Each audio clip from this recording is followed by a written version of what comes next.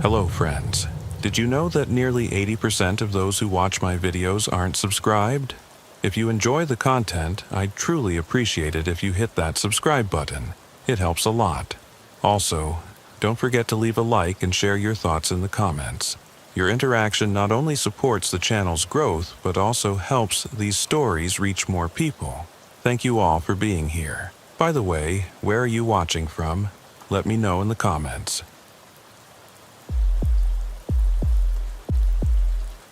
I've been carrying a badge for 23 years now, and I can tell you that most calls blur together after a while.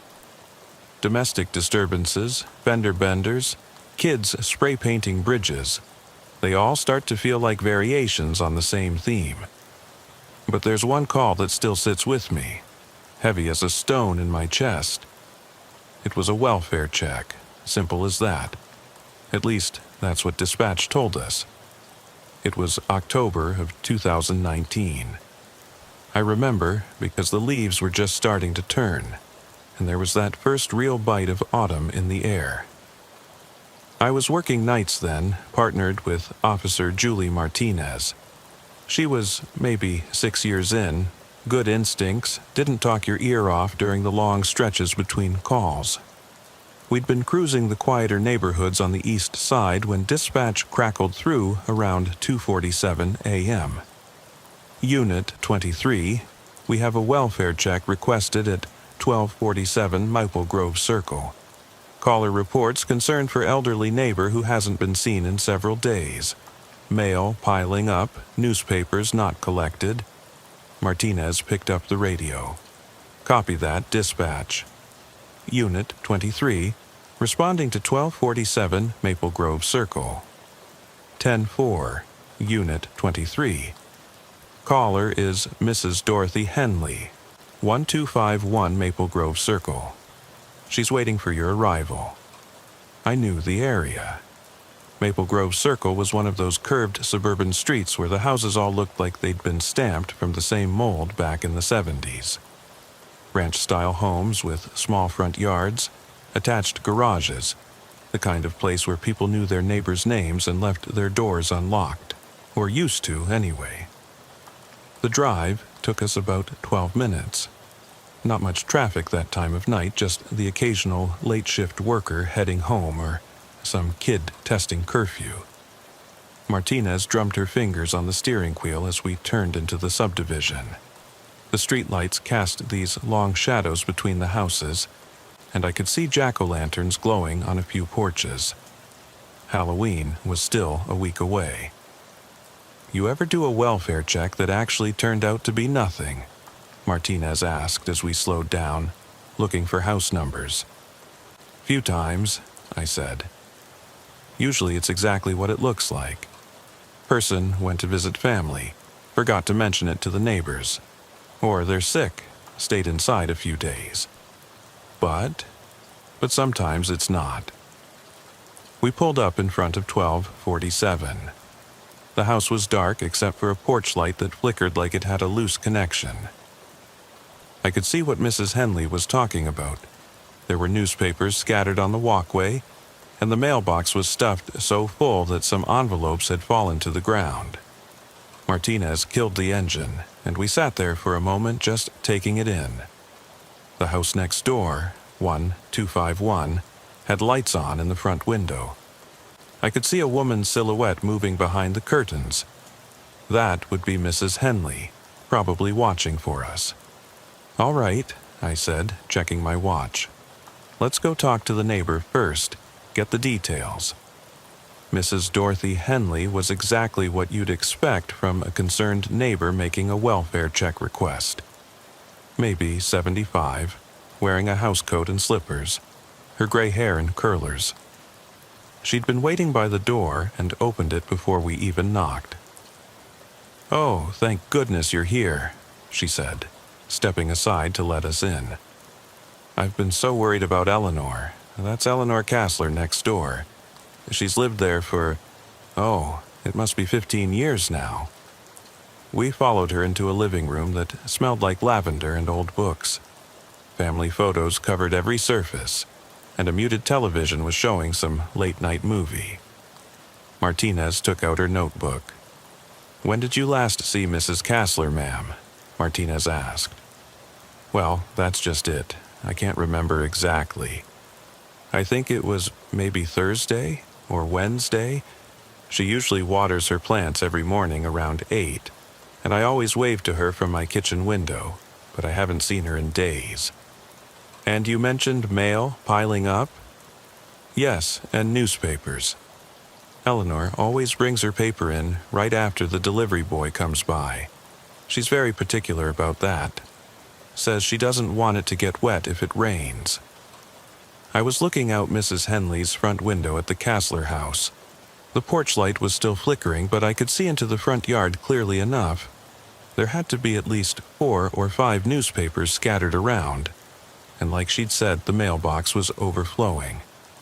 "Has Mrs. Kassler mentioned any trips? Family visits?" I asked. "No, nothing like that. Eleanor doesn't travel much. Her daughter lives in California, but she never visits. They don't get along very well." "Any health issues we should know about?" Mrs. Henley paused, wrapping her housecoat tighter around herself. "Eleanor's been having some memory problems lately. Nothing too serious, but sometimes she gets confused about things. Last month, she called me at 3 in the morning asking if I'd seen her cat. She doesn't have a cat." Martinez and I exchanged a glance. Elderly person, possible dementia symptoms, not seen for several days. It was starting to paint a picture, and not a particularly good one.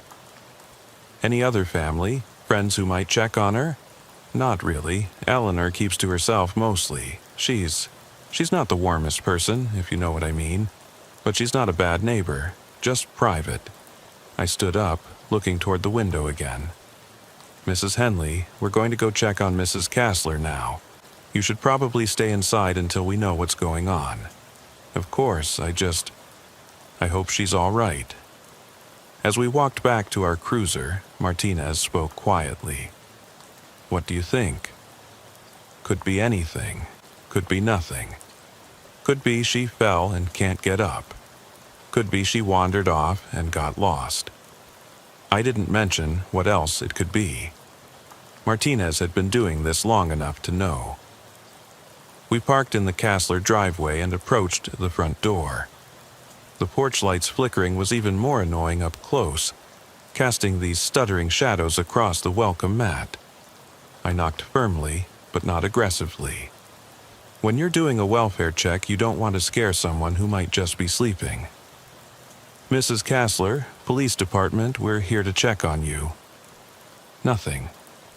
Martinez tried the doorbell. We could hear it chiming inside, but no response. I knocked again, harder this time. "Eleanor Kassler, this is Officer Williams with the police department. Your neighbor asked us to check on you." We waited. Still nothing. "Let's try the back," I said. The backyard was accessed through a wooden gate on the side of the house. It was latched, but not locked. The yard was small and well-maintained. A few flower beds, a small patio with a glass-top table, and a bird feeder hanging from a maple tree. The back door was a sliding glass door that led into what looked like a kitchen. I cupped my hands against the glass and peered inside. The kitchen was neat, no obvious signs of disturbance. A coffee mug sat on the counter next to the sink, and I could see the red light of a digital clock on the microwave. "Mrs. Kassler?" I called out, tapping on the glass. "Police department." Martinez was trying to see through a window on the other side of the patio. I can see into the living room. Television's on, but no one's there. I tried the sliding door. It was unlocked and slid open easily. That should have been the first real warning sign, but at the time, I just thought it was lucky. Made our job easier. "Mrs. Kassler, we're police officers. We're here because your neighbor was worried about you." The kitchen was exactly as it had appeared from outside. Clean, organized, but there was something off about it that I couldn't quite place. The coffee mug on the counter was empty but stained, like it had been sitting there for a while. There was a slight smell in the air, not bad exactly, but stale, like a house that hadn't been aired out in too long. We moved into the living room. The television was on, showing some infomercial about kitchen knives. The sound was muted. A recliner chair faced the TV, and there was a TV guide open on the side table, along with a pair of reading glasses. "Mrs. Kassler," Martinez called out. "We're here to help." "Let's check the bedrooms," I said. The house had a simple layout: kitchen, living room, 2 bedrooms, and a bathroom, all connected by a short hallway. The first bedroom appeared to be a guest room. Bed made, no personal items, a thin layer of dust on the dresser. The bathroom was between the 2 bedrooms, also clean and tidy. The master bedroom was at the end of the hall. The door was closed. I knocked gently. "Mrs. Kassler, it's the police. We're here to make sure you're okay." No answer. I turned the handle and pushed the door open slowly. The room was dark except for light filtering in from the hallway. I could make out the shape of a bed, a dresser, and a chair in the corner. "Mrs. Kassler?" Martinez found the light switch and flipped it on. The bedroom was empty. The bed was made, but it had that same stale smell as the rest of the house, maybe a little stronger. I checked the closet and under the bed, though I'm not sure what I expected to find. "So, where is she?" Martinez asked. That's when I noticed something that made my stomach drop. On the nightstand next to the bed was a pill organizer, one of those plastic containers with compartments for each day of the week. It was full. Every compartment had pills in it, and according to the labels, they were heart medication and blood pressure medication. The kind of pills you don't skip. "Look at this," I said, pointing to the organizer. Martinez came over and examined it. "These are dated from last week. If she's been taking her medication, she should have been taking pills from this week's organizer. Unless she hasn't been taking them at all." We searched the rest of the bedroom more thoroughly. In the dresser drawers, we found something else troubling. Eleanor Kassler's purse was there, with her wallet, credit cards, and car keys still inside. Her car keys. "Martinez, let's check the garage." The garage was accessed through a door in the kitchen. I flipped the light switch and a fluorescent bulb flickered to life, humming softly. Eleanor Kassler's car was there, a blue Honda Civic, maybe 10 years old, parked neatly in the center of the garage. The hood was cold when I touched it. "Hasn't been driven recently," I said. Martinez was looking around the garage. It was organized like the rest of the house. Tools hanging on pegboards, shelves lined with paint cans and gardening supplies, everything in its place. But there was something that caught her attention. "Look at this," she said, pointing to the floor near the back of the garage. There were scuff marks on the concrete, like something heavy had been dragged across it.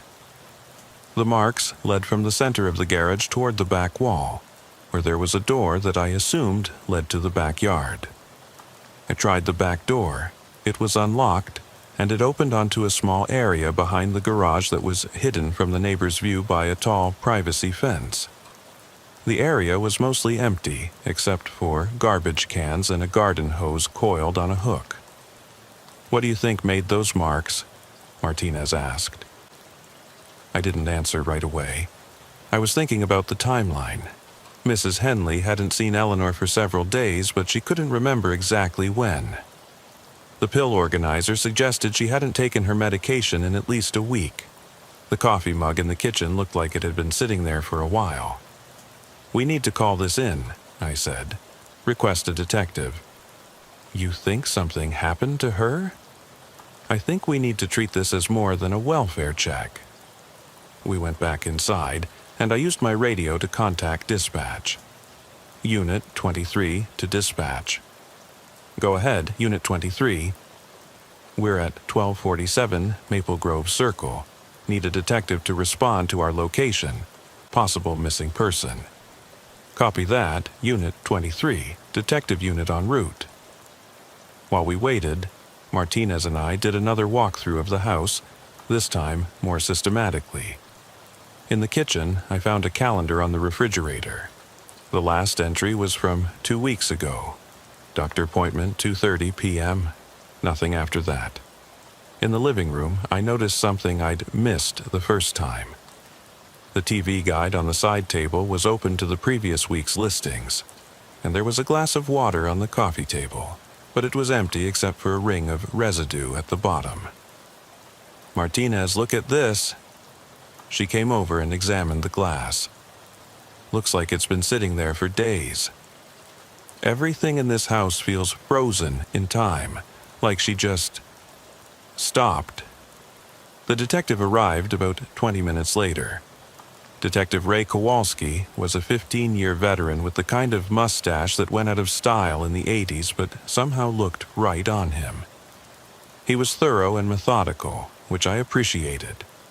"Talk to me," he said as he walked through the front door. I gave him the rundown, the neighbor's call, the piled-up mail, the unlocked back door, the unused medication, the scuff marks in the garage. He listened without interrupting, taking notes in a small spiral notebook. "Any signs of forced entry?" he asked. Number back door was unlocked. Front door was secure. "Any obvious signs of struggle?" "Nothing obvious, but there's something off about the whole place, like she just vanished in the middle of her normal routine." Detective Kowalski nodded. "Let's take another look at that garage." The three of us stood in the garage, looking at the scuff marks on the concrete floor. In the harsh fluorescent light, they were even more noticeable. 2 parallel lines that ran from the center of the garage to the back door. "Could be from moving furniture," Detective Kowalski said, but he didn't sound convinced. "What furniture?" Martinez asked. "The house is fully furnished." Detective Kowalski knelt down and examined the marks more closely. "These are fresh. Look at the concrete dust along the edges. This happened recently." He stood up and looked around the garage again. "What's in that corner?" In the far corner of the garage, behind the car, was a workbench with a few tools scattered on it. Nothing unusual, except for a small area of the floor that looked like it had been cleaned recently. The concrete there was a slightly different shade, like it had been scrubbed. "Someone cleaned this spot," the detective said. "But why just this one area?" I was starting to get a bad feeling about this whole situation. Eleanor Kassler was missing, but her car was in the garage, her purse was in the bedroom, and her medication was sitting unused on the nightstand. The house showed no signs of forced entry, but there were drag marks on the garage floor and a suspiciously clean spot of concrete. "Detective, I think we need to expand this investigation." "Agreed. I'm going to call for a crime scene unit. In the meantime, I want you two to canvass the neighborhood. Talk to every neighbor on this street, find out when they last saw Eleanor Kassler, if they noticed anything unusual, any strange cars or people in the area." "What about Mrs. Henley?" Martinez asked. "I'll talk to her after the crime scene unit gets here. She might have seen more than she realizes." As we walked back toward our cruiser, Martinez was quiet. Finally, she said, "You think she's dead, don't you?" "I think someone went to a lot of trouble to make it look like she just wandered off. But people don't just disappear from their homes, leaving everything behind. So, what happened to her?" I looked back at the house. The flickering porch light was still strobing, casting those stuttering shadows across the front yard. "I don't know, but I'm starting to think we're not going to like the answer." We started with the house directly across the street. The porch light was on, and I could see someone moving around inside. A man in his 50s answered the door, wearing a bathrobe and looking annoyed about being woken up. "Police," I said, showing my badge. "We're investigating a missing person case. Your neighbor, Eleanor Kassler." The man's expression changed. "Eleanor? Is she all right?" "That's what we're trying to find out." "When did you last see her?" He thought for a moment. "I don't really pay attention to the neighbors, you know. But I think it was maybe last week. She was getting her mail." "Did you notice anything unusual recently? Strange cars? People you didn't recognize?" "No, nothing like that. Eleanor keeps to herself mostly. We wave when we see each other, but that's about it." "What about last weekend? Any activity at her house?" "Last weekend?" He paused. "Actually, yeah. There was a van parked in her driveway on Saturday. I only noticed because it was there for a while." Martinez leaned forward. "What kind of van?" "White panel van. I thought maybe she was having some work done on the house, but it was there pretty late, like after dark." "Did you see anyone with the van?" "No, I didn't really pay attention. Like I said, Eleanor keeps to herself." We thanked him and moved on to the next house. The pattern was the same. Most neighbors hadn't seen Eleanor in days, maybe a week. But 2 more people mentioned seeing a white van in her driveway sometime over the weekend. By the time we finished canvassing the street, it was nearly 6 a.m. The crime scene unit had arrived and was processing Eleanor Kassler's house and garage. Detective Kowalski met us at our cruiser. "What did you find?" he asked. 3 neighbors saw a white panel van in her driveway over the weekend," I said. "Parked there for several hours, at least one sighting after dark." "Any description of the driver?" "Nobody got a good look, but one neighbor said they thought they saw 2 people near the van around midnight Saturday." Detective Kowalski nodded grimly. "Crime scene found something interesting in the garage. There are traces of bleach on that clean spot of concrete. Someone tried to clean up something, and they used bleach to do it." "Blood?" Martinez asked. "That's what we're thinking. We won't know for sure until we get the lab results back, but it's looking more and more like Mrs. Kassler didn't just wander off." "So, what's the theory?" I asked. "Working theory is that someone came to her house, possibly on Saturday night based on the van sightings. Something happened to her, and they cleaned up evidence in the garage before removing her from the house." "But why?" "Eleanor Kassler was a 70-something woman who kept to herself. Who would want to hurt her? That's what we need to find out. I'm going to need you to stay on this case, help me with the investigation." The next few days were a blur of interviews and evidence collection. We talked to Eleanor's doctor, who confirmed that she had been having increasing memory problems, but was still living independently. We spoke to her daughter in California, who hadn't talked to her mother in months due to some family dispute that neither seemed able to articulate clearly. We checked Eleanor's bank records and found nothing unusual. No large withdrawals, no suspicious transactions. Her credit cards hadn't been used since the previous Thursday, when she'd bought groceries at the local supermarket. The grocery store's security footage showed Eleanor shopping alone, moving slowly through the aisles, checking items off a handwritten list. She looked frail but functional.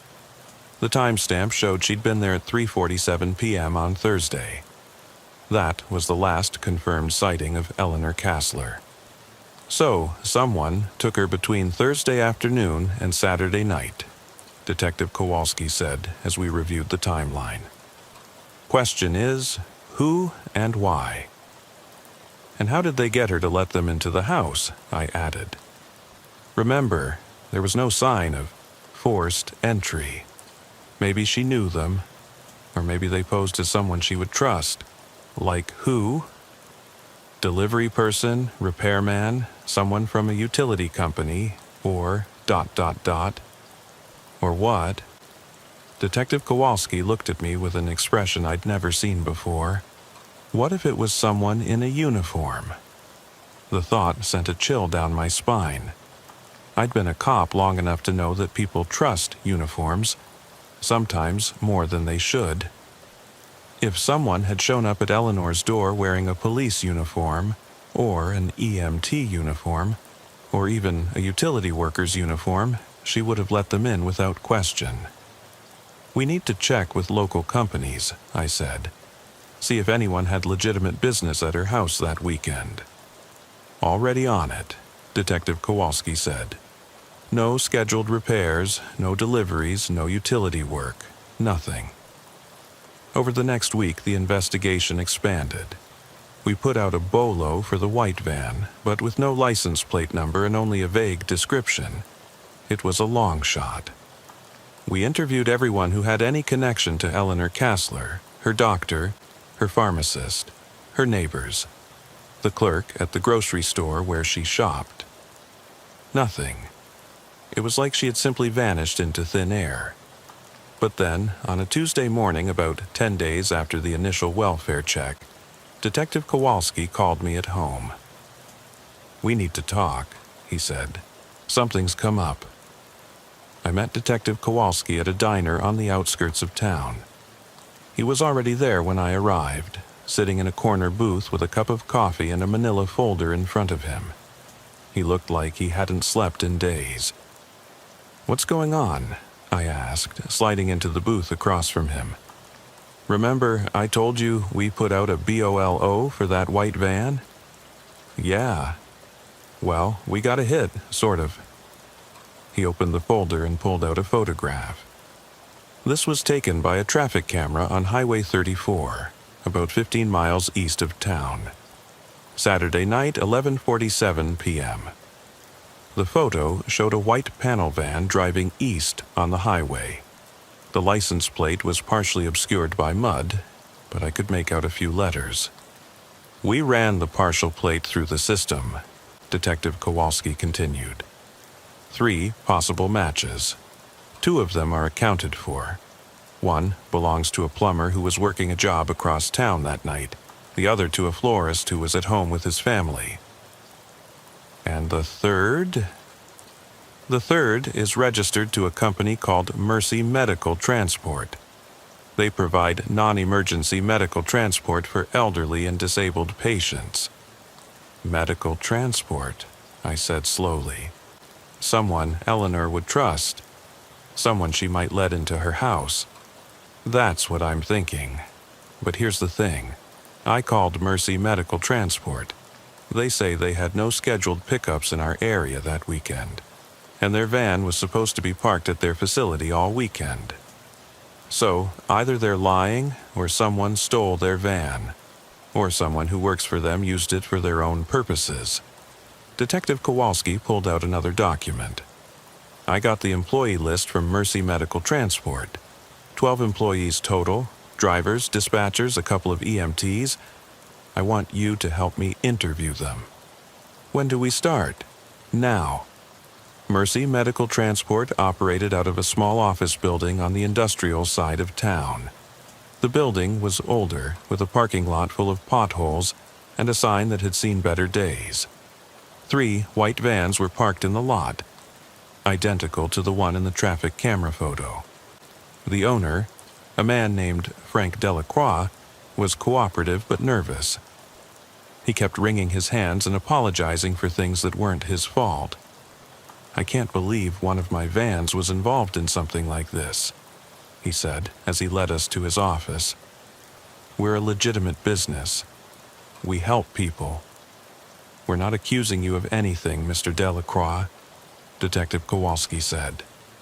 "We just need to talk to your employees." Of course. Anything you need." The employee interviews were conducted in a small conference room that smelled like stale coffee and industrial carpet. One by one, Detective Kowalski and I talked to each of the 12 employees. Most of them were exactly what you'd expect.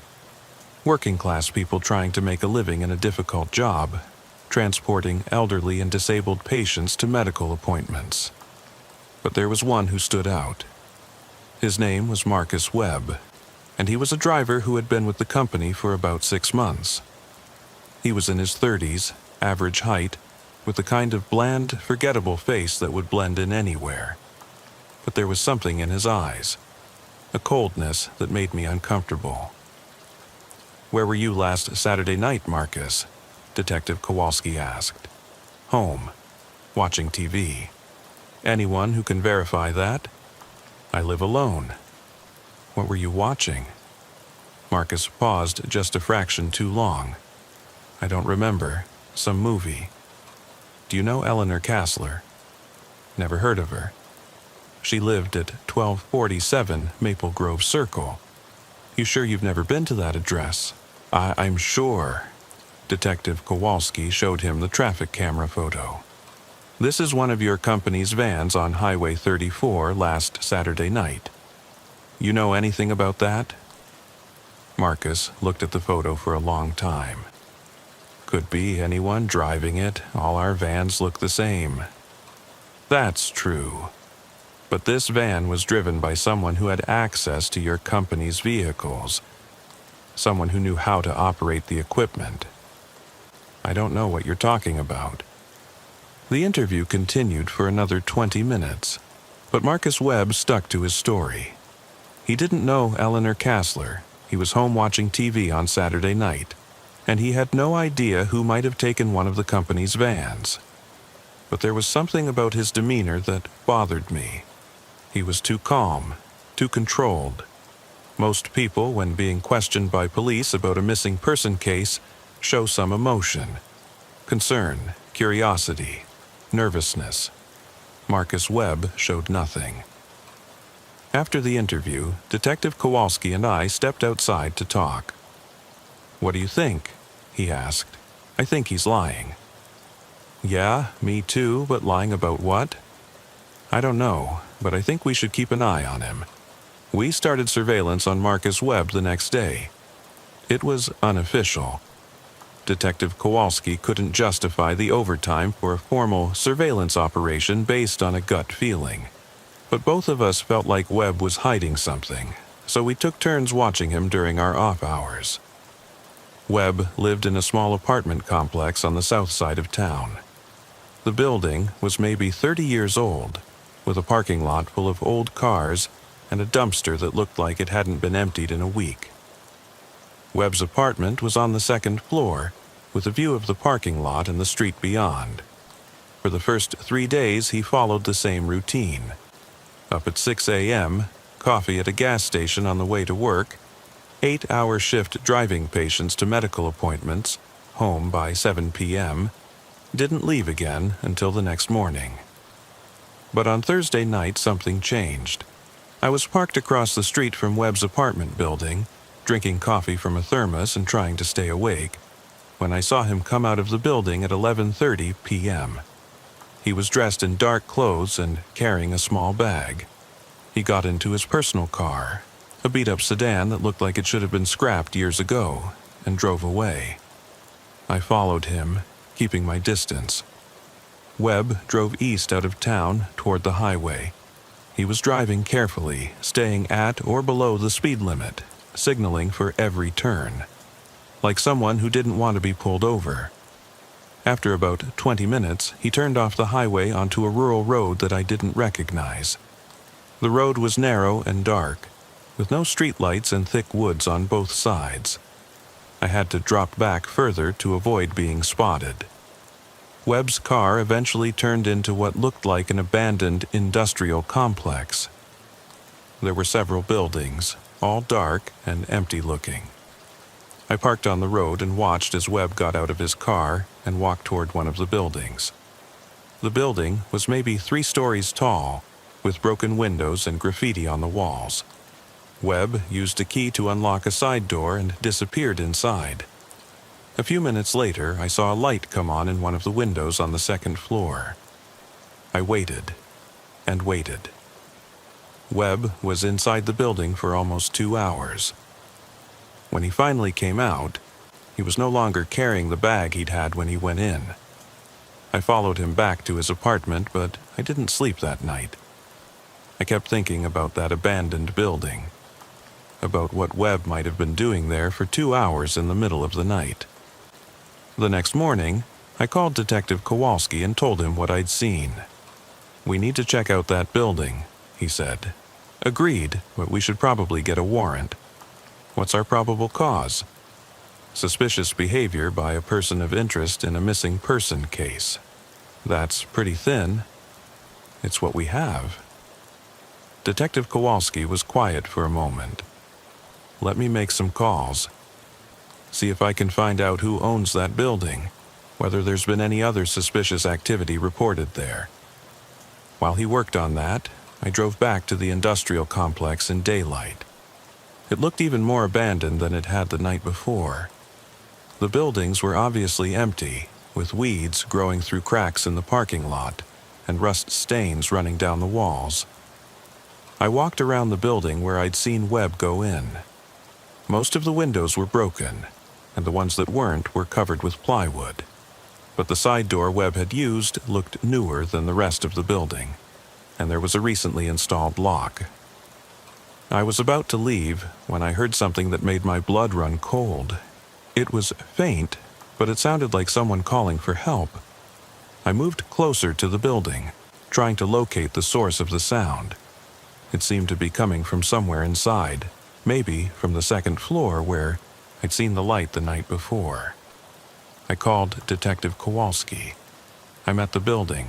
I think I hear someone inside. Someone calling for help? I think so. It's hard to tell. That's exigent circumstances. We don't need a warrant if someone's life is in danger.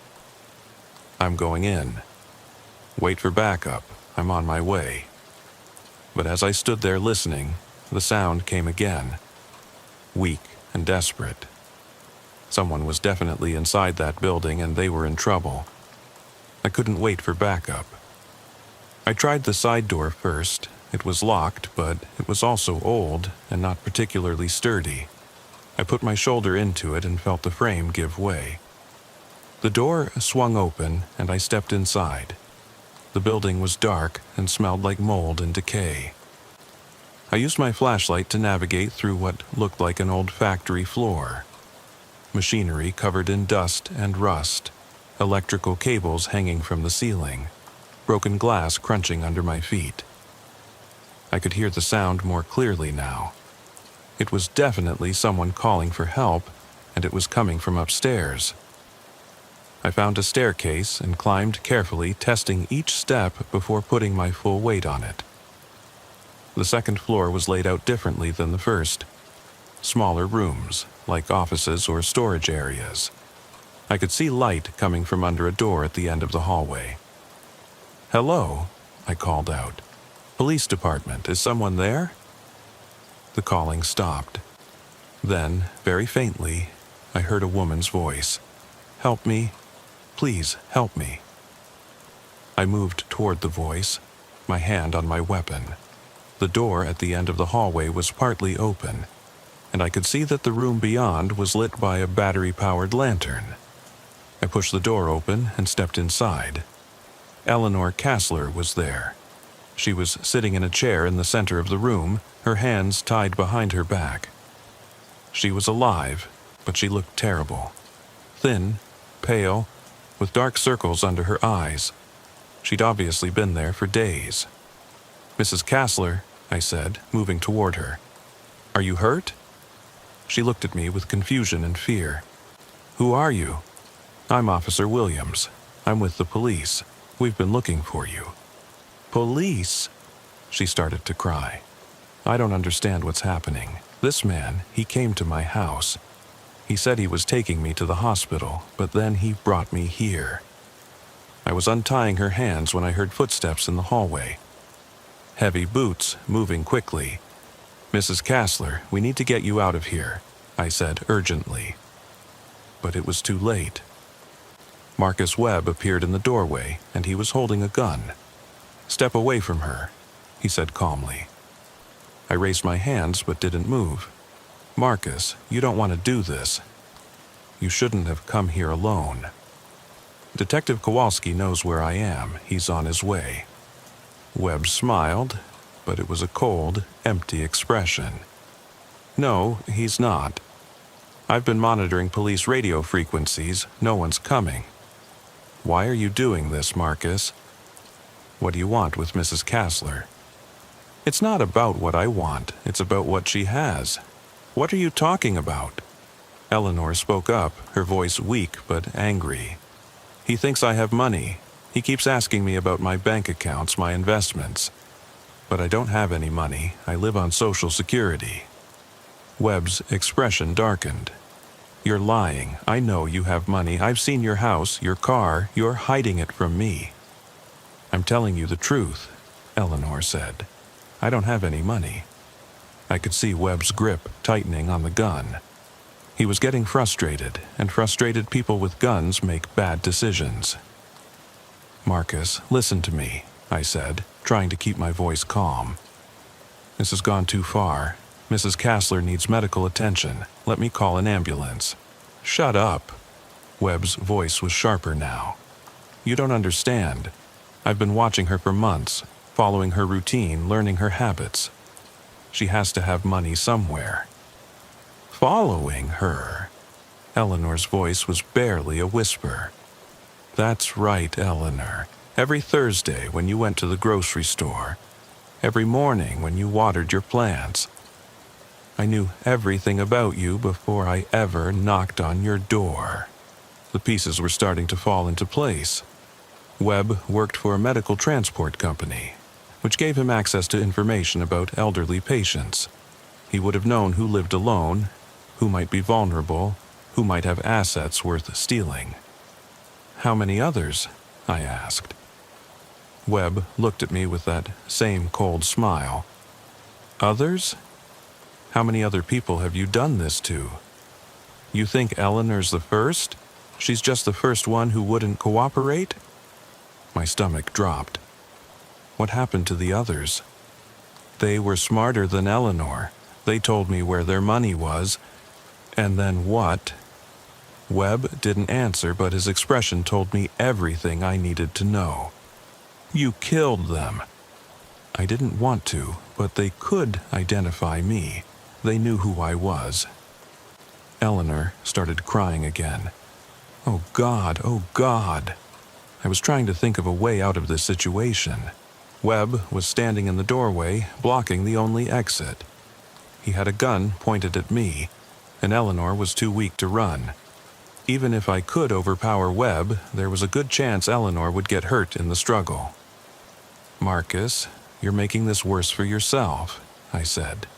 Right now, you're looking at kidnapping charges, maybe theft. But if you hurt us, it becomes murder. It's already murder, Webb said. I told you, Eleanor's not the first. Then, help yourself. Cooperate with us. Tell us where the others are. Maybe we can work something out. Webb laughed, but there was no humor in it. Work something out? You think I'm stupid? I know how this ends. That's when I heard it, the distant sound of car doors slamming. Detective Kowalski had arrived, probably with backup. Webb heard it too. His head turned slightly toward the window and I saw my chance. I lunged forward, grabbing for his gun hand. We went down hard, wrestling on the floor. The gun went off, the sound deafening in the small room. Eleanor screamed. I managed to get on top of Webb and pin his gun hand to the floor. He was stronger than he looked, but I had training and adrenaline on my side. Eleanor, are you hit? I called out. No, I'm okay. I could hear footsteps running up the stairs. In here, I shouted. Suspect down. Detective Kowalski burst through the door with 2 patrol officers behind him. They secured Webb while I checked on Eleanor. It's over, I told her. You're safe now. But as I looked at her, this frail, elderly woman who had been terrorized for days by someone she had trusted, I realized it wasn't really over, not for her, maybe not for any of us. The aftermath of Marcus Webb's arrest was like peeling back layers of an infected wound. Each new piece of information we uncovered made the case worse, more disturbing. Webb confessed to everything once he realized the evidence against him was overwhelming. He'd been using his position at Mercy Medical Transport to identify potential victims. Elderly patients who lived alone, who seemed to have assets but limited family support. His method was simple and effective. He would show up at their homes in the Mercy medical van, wearing a uniform, claiming there had been a change in their medical appointments, or that their doctor had requested an emergency transport. Most elderly people, especially those with memory issues, would trust the uniform and go with him without question. He'd taken them to the abandoned industrial complex, where he'd set up what he called his interview room. He would keep them there until they told him where they kept their money, their bank account information, anything of value. Most of them, terrified and confused, would eventually give him what he wanted. How many? Detective Kowalski asked during one of the interrogations. Webb was quiet for a long time, then he said, 7. 7 people? Including Eleanor. What happened to the other 6? Another long pause. They're not around anymore. The search for the bodies took 3 weeks. Webb eventually led us to 6 different locations around the county. Some buried in wooded areas, others dumped in remote lakes or ravines. All elderly, all living alone. All people who had simply vanished from their lives without anyone noticing for days or sometimes weeks. The oldest victim was 84. The youngest was 67. Their names were Margaret Chen, Robert Torres, Helen Adamczyk, Frank Morrison, Dorothy Price, and James Kelly. Webb had stolen a total of about $180,000 from them. Money from bank accounts, jewelry, anything he could convert to cash. Eleanor Kassler survived because she genuinely didn't have any significant assets. She lived on Social Security and a small pension, barely making ends meet. When Webb couldn't get what he wanted from her, he'd kept her alive, hoping she would eventually remember some hidden account or valuable possession. The trial was straightforward. Webb pleaded guilty to 6 counts of first-degree murder, 1 count of kidnapping, multiple counts of theft and fraud. The judge gave him life without parole, which seemed appropriate given that he'd shown no remorse for any of it. But for me, the case didn't end with Webb's conviction. Eleanor Kassler never recovered from her ordeal. The doctors said she was physically okay, just malnourished and dehydrated. But psychologically, something had broken. She developed severe anxiety and paranoia. She couldn't be alone in her house anymore. She jumped at every unexpected sound, refused to answer the door, stopped going to the grocery store. Her daughter finally came from California to take care of her, but Eleanor died less than a year later. The doctors said it was heart failure, but I think she died of fear. Webb had taken her sense of safety, her ability to trust, and without those things she just couldn't function anymore. I attended her funeral. There were maybe 20 people there, some neighbors, a few people from her church, her daughter and son-in-law. Detective Kowalski came too. We didn't talk much, but I think we both felt the weight of it. After the service, Mrs. Henley, the neighbor who had called in the welfare check, came up to me. "Officer Williams," she said, "I wanted to thank you for finding Eleanor. I wish we'd found her sooner. You found her alive. That's what matters." But as I drove home from the funeral, I couldn't shake the feeling that we hadn't really saved Eleanor Kassler. We'd rescued her body, but Webb had already taken everything that made her who she was. I retired from the police force about 2 years after the Webb case. Not because of that case specifically, but it was part of a larger pattern of things that had been wearing me down. 23 years of seeing what people could do to each other. 23 years of arriving too late, of finding the damage already done. Martinez left too, around the same time. She took a job with the state police, working in their cybercrime unit. Fewer dead bodies, she told me. More spreadsheets and computer screens. Detective Kowalski stayed with the department. Last I heard, he'd been promoted to sergeant. We still talk occasionally, usually around the anniversary of the Webb arrest. He told me that he still thinks about Eleanor Kassler sometimes, wonders if we could have done something differently. We followed the evidence, I told him during one of those conversations. We did everything right. Then why does it still feel wrong? I didn't have an answer for that, still don't. The thing that haunts me most about the Webb case isn't the murders themselves, though those were bad enough. It's how easy it was for him to gain people's trust. He put on a uniform, drove an official-looking van, and spoke with authority. That was enough to get 6 elderly people to walk willingly to their deaths. It makes you think about trust, about the assumptions we make based on appearances. How many times have I relied on someone's uniform, their badge, their credentials, without really knowing who they were underneath? The uniform represents something powerful: safety, authority, protection.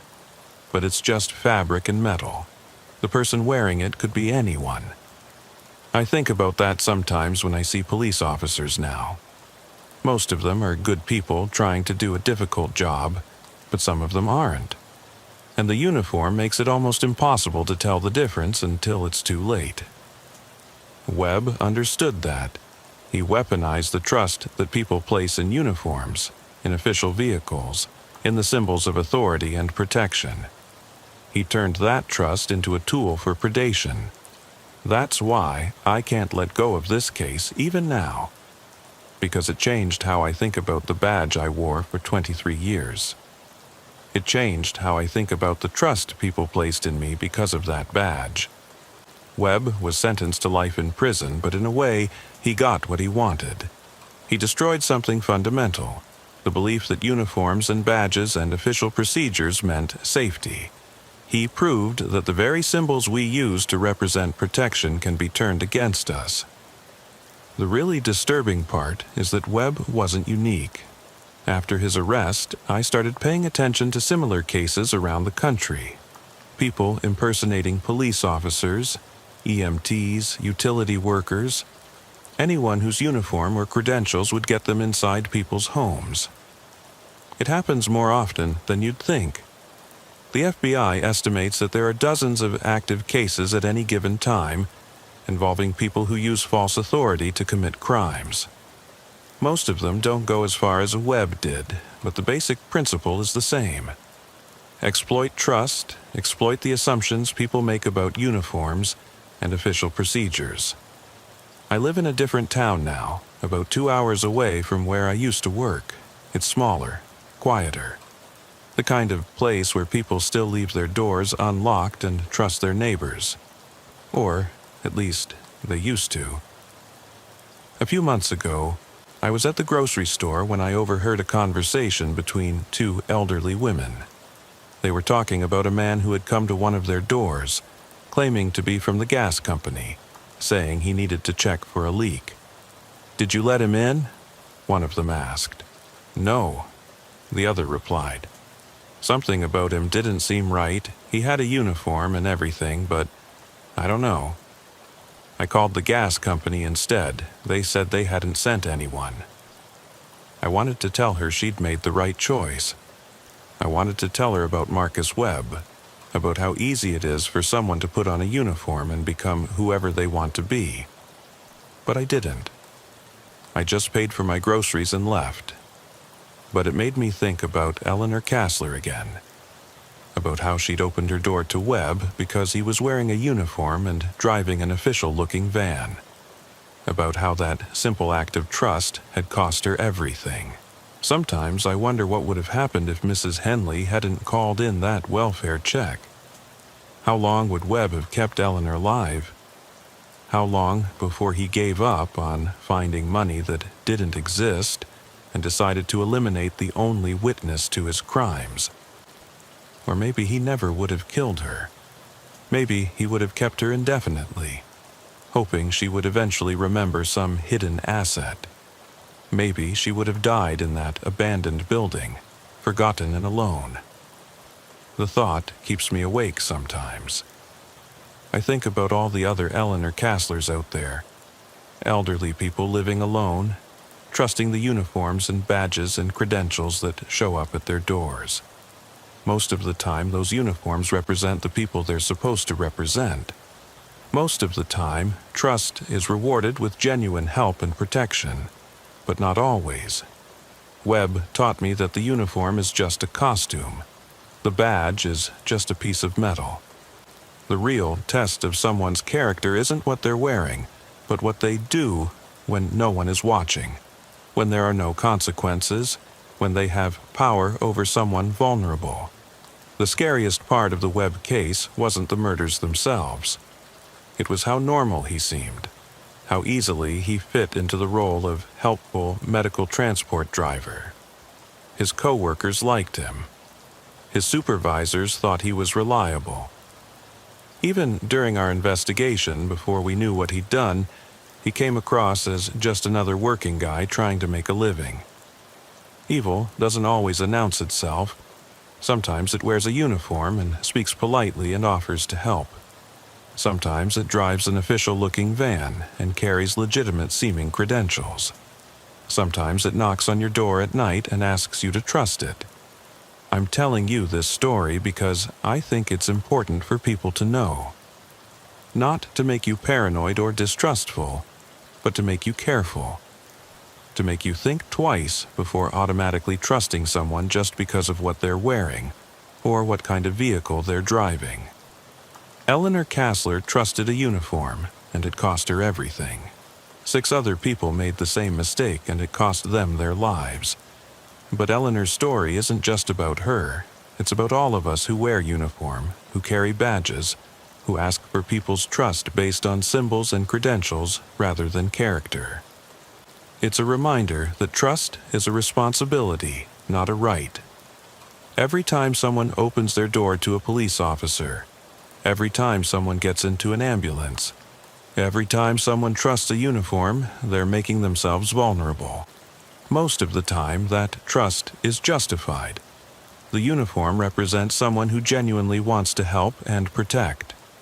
But not always. That's the burden we carry when we put on a uniform. That's the responsibility that comes with the badge. People trust us not because they know us personally, but because of what we represent. And that trust can be the difference between life and death. Marcus Webb understood that. He exploited it. He turned protection into predation, help into harm. I've been retired for several years now, but I still think about the Webb case almost every day. Not because of what he did exactly, but because of what he represents. The possibility that anyone, anywhere, can put on a uniform and become someone they're not. The next time someone in a uniform shows up at your door unexpectedly, ask for identification. Call their supervisor. Verify their credentials independently. Don't just trust the uniform. Eleanor Kassler would still be alive if she'd done that. And maybe, just maybe, 6 other people would be too. The hardest part about being a police officer isn't the danger, or the long hours, or the difficult situations you have to deal with. It's knowing that every time you put on the uniform, you're representing something larger than yourself. You're carrying the trust and faith that people place in symbols of authority and protection. Most officers understand that responsibility and take it seriously, but some don't. And until we figure out how to tell the difference, stories like Eleanor Kassler's will keep happening. That's the real horror of the Webb case. Not that it happened, but that it could happen again. Tomorrow. To anyone. By anyone wearing the right uniform and saying the right words. Trust, but verify. It might save your life. 28 years I've been answering calls through this radio, and I thought I'd heard everything. Domestic violence at 3 a.m, overdoses behind strip malls, car accidents where the screaming metal sounds like something dying. But nothing prepared me for the call that came through on October 13th, 2023, at exactly 3:33 a.m. I remember the time because I was staring at the dispatch board clock when the static started, and when it cleared, everything changed. My name is Detective Ray Morrison, and I work the graveyard shift for the Millbrook County Sheriff's Department. It's a quiet county, mostly farmland and small towns scattered between patches of old-growth forest that nobody bothers to develop. The kind of place where the biggest crime is usually teenagers drinking beer behind the high school, or someone's cattle getting loose on Highway 9. Most nights, I spend my time doing paperwork and listening to the scanner chatter from neighboring counties, waiting for something interesting to happen. That night started like any other. I'd been on duty since 11, nursing my third cup of coffee and reading incident reports from the day shift. Officer Sandra Vega was working patrol, covering the northern sector where the population gets thin and the houses sit miles apart from each other. She'd called in twice already. Once for a fender bender near the truck stop. Once to check on a broken streetlight that was strobing and bothering residents. Standard stuff. The dispatch center sits in the basement of the county courthouse. A cramped room filled with radio equipment, computer monitors, and the constant hum of fluorescent lights.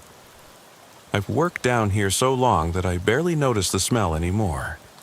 Stale coffee, industrial carpet, and that particular odor that old buildings develop after decades of people working in them day and night.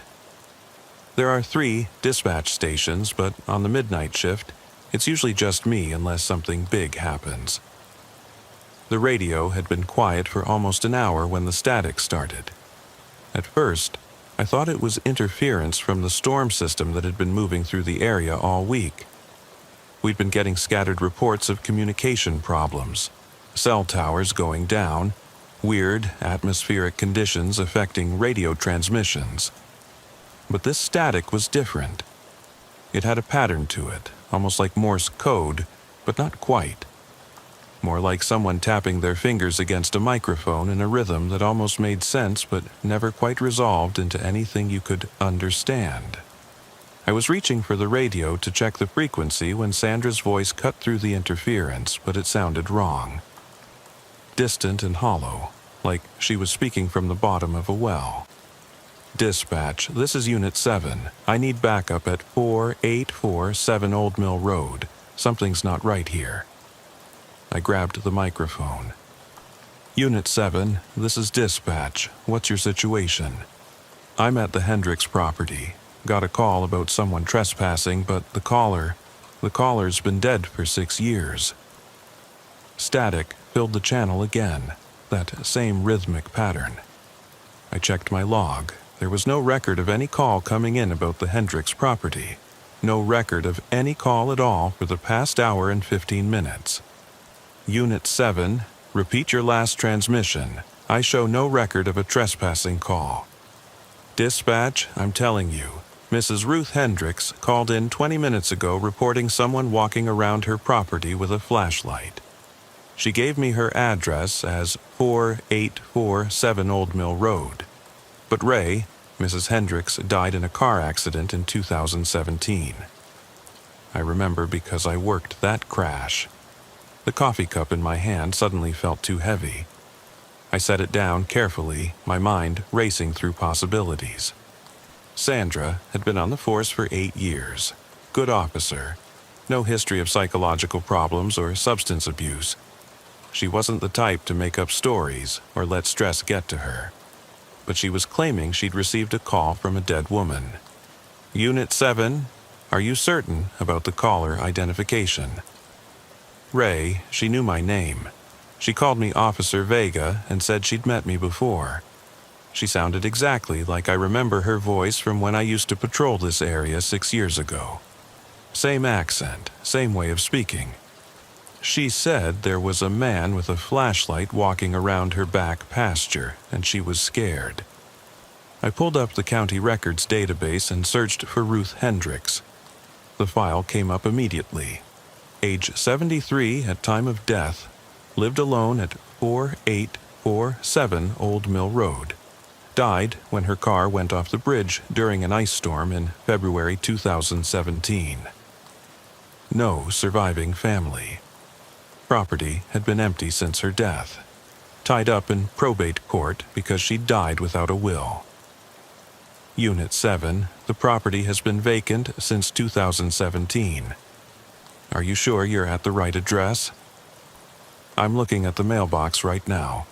4847 Old Mill Road. And Ray, there are lights on in the house. That was impossible. The power had been shut off to the property years ago.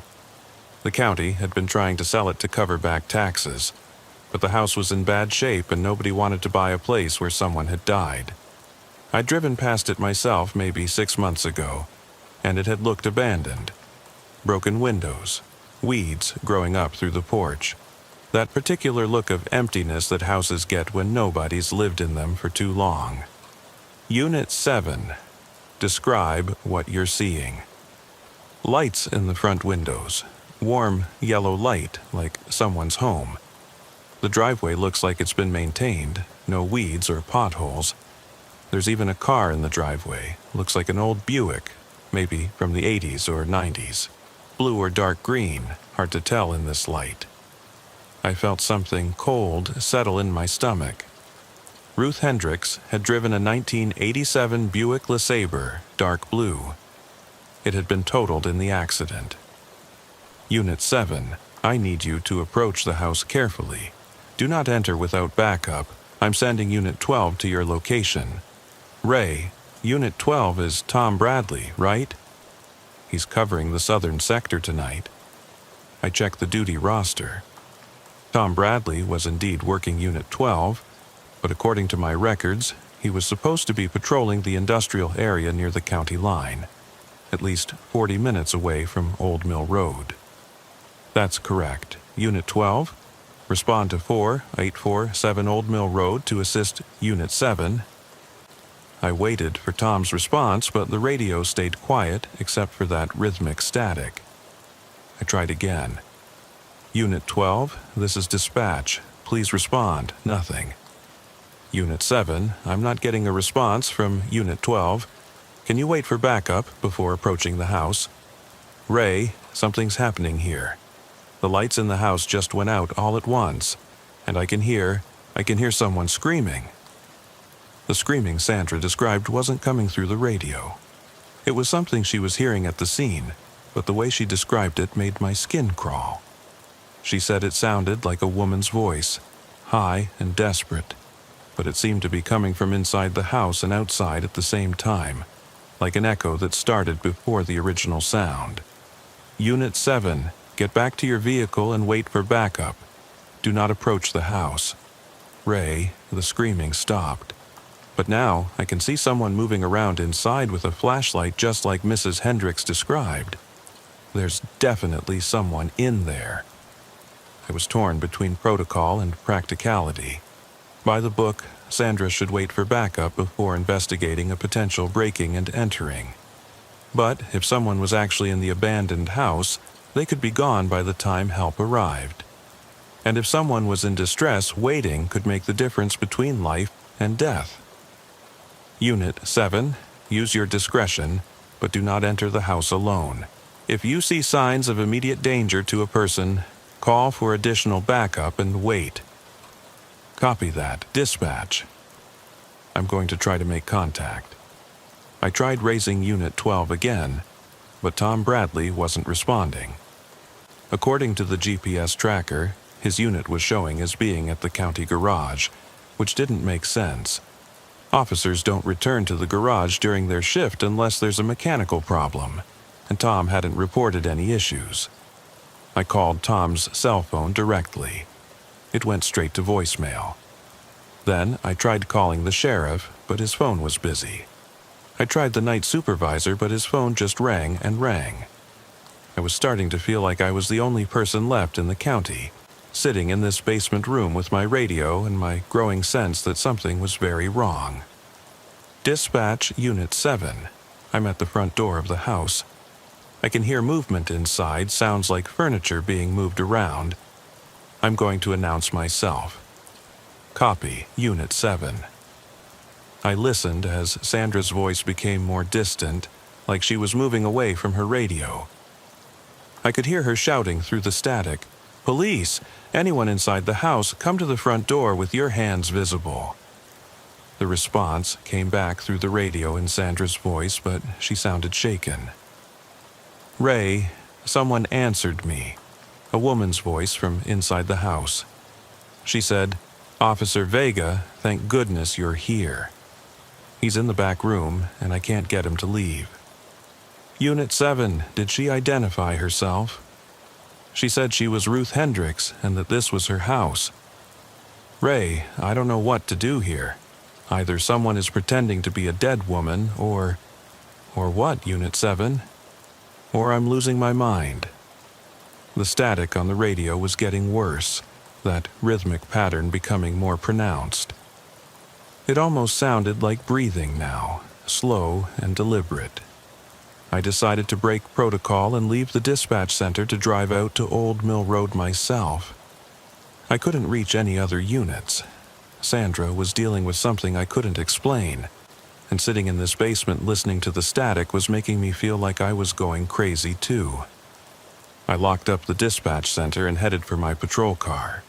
The night air was cold and damp, with that particular stillness that comes before a storm.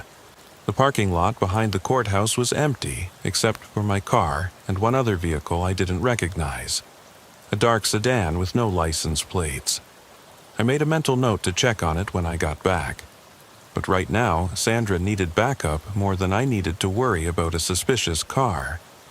The drive to Old Mill Road took me through the older part of the county, where the roads get narrow and the trees close in on both sides. I'd driven these roads thousands of times over the years, but tonight they felt different. Unfamiliar somehow, like the landmarks I'd memorized were shifting when I wasn't looking directly at them. Street signs seemed to be in the wrong places, and more than once I had to double-check my GPS to make sure I was going the right way. My radio crackled as I drove, that same rhythmic static, but now I was starting to hear voices in it, faint and distorted, like conversations happening in another room. I couldn't make out words, but the cadence was unmistakably human. I turned up the volume, but that just made the static louder without clarifying the voices. "Unit 7, this is Detective Morrison en route to your location. What's your current status?" "Ray? Thank God." I'm still at the front door of the house. The woman inside, she keeps talking to me through the door. She says the intruder is in her bedroom and she's afraid to confront him alone. She wants me to come inside and help her.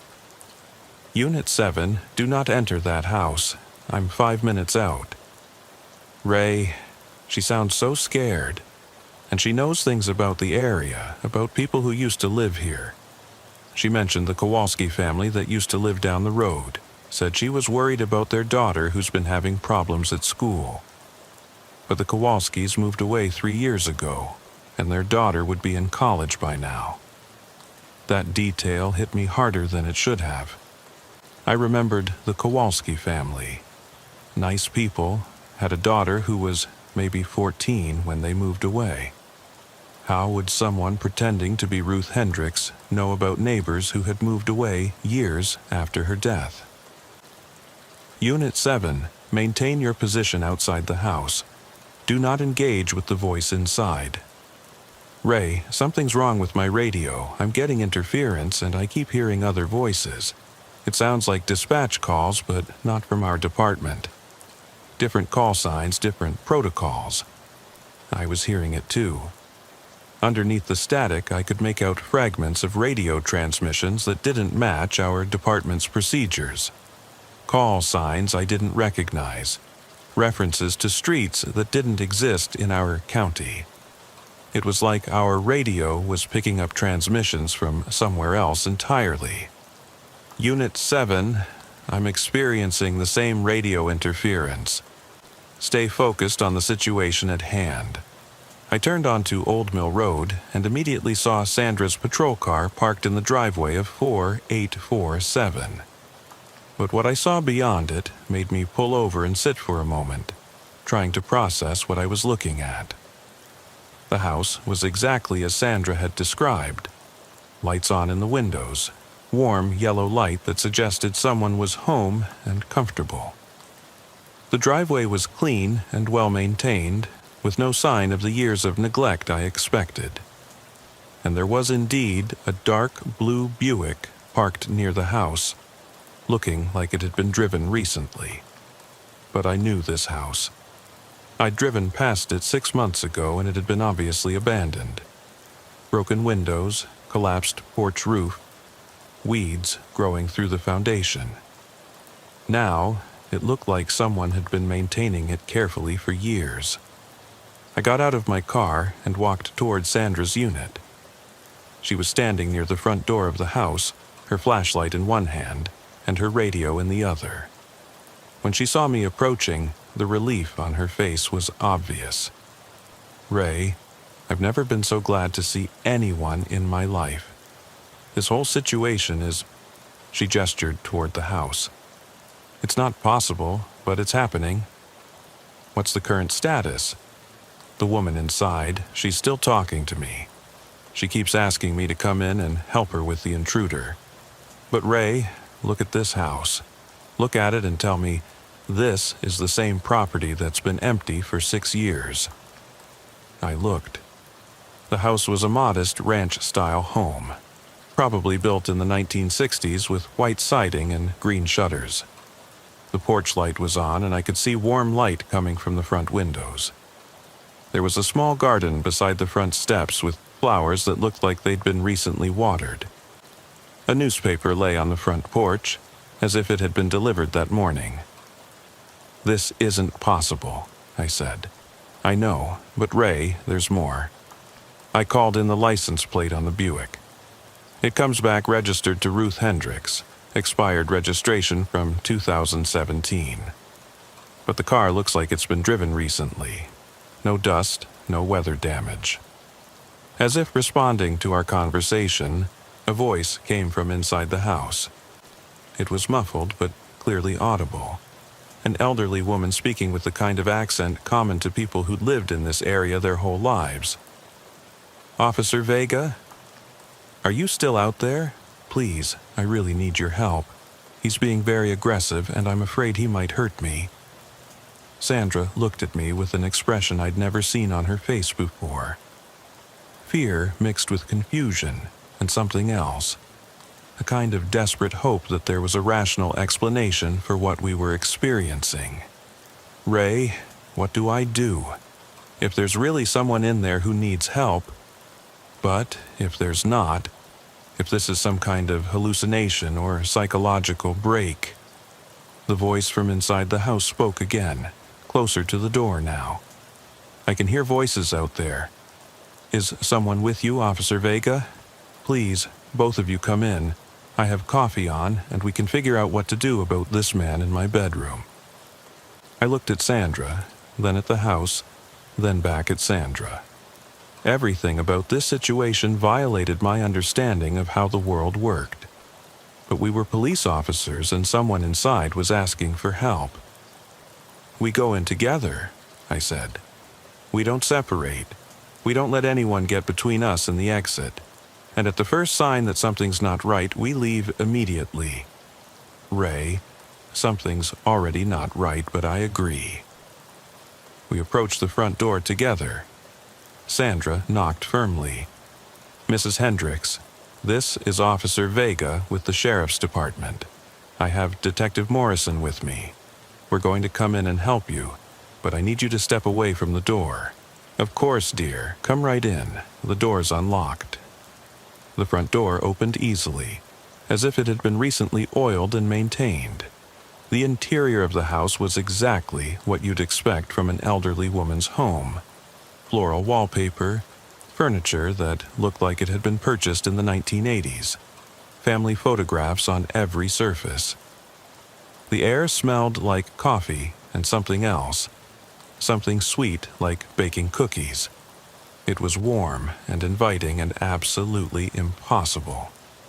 Ruth Hendricks was standing in the living room, and she looked exactly like I remembered her from when she was alive. Maybe 70 years old, gray hair and a neat perm, wearing a housecoat and slippers. She smiled when she saw us, the kind of grateful smile people give to police officers when they're genuinely relieved to see help arrive. "Officer Vega, thank you so much for coming. And you must be Detective Morrison. I've heard good things about you from the neighbors." I stared at her, trying to reconcile what I was seeing with what I knew to be true. This woman had been dead for 6 years. I'd seen her obituary. I'd driven past her empty, abandoned house. But here she was, looking exactly as she had in life, talking to us as if nothing unusual had happened. "Mrs. Hendricks," I said carefully, "can you tell us about the intruder?" "Oh, yes, he's in my bedroom. He came in through the back door maybe an hour ago. I was watching television when I heard the glass break. He's been going through my things, and when I asked him to leave, he became very belligerent." "Can you describe him?" "Middle-aged man, maybe 40 or 50, wearing dark clothing. He has a flashlight and he keeps shining it around the room like he's looking for something specific." Sandra and I exchanged glances. The description matched what she'd observed from outside. Someone with a flashlight moving around in the house. "Mrs. Hendricks, we're going to need you to wait in the living room while we check on the situation. Stay away from the bedroom until we've secured the area." "Of course, dear. You be careful now." He seemed very agitated. Sandra and I moved toward the hallway that led to the bedrooms. The house had the same layout as most ranch homes from that era. Living room and kitchen in the front, bedrooms and bathroom in the back. As we approached the bedroom, I could hear sounds of movement inside, like someone going through drawers and closets. I drew my weapon and motioned for Sandra to do the same. We positioned ourselves on either side of the bedroom door, which was closed. "Police! Anyone in the bedroom, come out with your hands visible." The sound stopped. Then a voice answered from inside the room, muffled but clearly male. "I'm not armed. I'm coming out." The bedroom door opened, and a man stepped into the hallway with his hands raised. He was exactly as Mrs. Hendricks had described, middle-aged, wearing dark clothing, carrying a flashlight. But when I saw his face, I felt like I'd been hit in the stomach. It was Tom Bradley, the officer who was supposed to be working Unit 12. "Tom, what the hell are you doing here?" Tom looked at me with confusion and fear. "Ray? How did you get here? I've been trying to reach dispatch for hours. My radio's not working, and my cell phone has no signal. Tom, you're supposed to be patrolling the southern sector. Why are you in this house?" "I got a call about a break-in at this address. Someone reported seeing lights in an abandoned house and requested an officer to investigate. But when I got here, the place wasn't abandoned. This lady, Mrs. Hendricks, she let me in and said someone had broken into her bedroom. She asked me to check it out." Sandra was looking back and forth between Tom and me like she was watching a tennis match. "Tom," she said, "Mrs. Hendricks has been dead for 6 years." "What?" "No, she's not dead. She's right here in the house. She made me coffee." I looked back toward the living room. Ruth Hendricks was still there, standing near the couch, watching us with concern. "Tom, who called in the break-in?" "Dispatch did. You did, Ray. About 2 hours ago, you radioed me and said there was a report of suspicious activity at 4847 Old Mill Road." "I never called you, Tom. And according to my records, you haven't been responding to radio calls all night."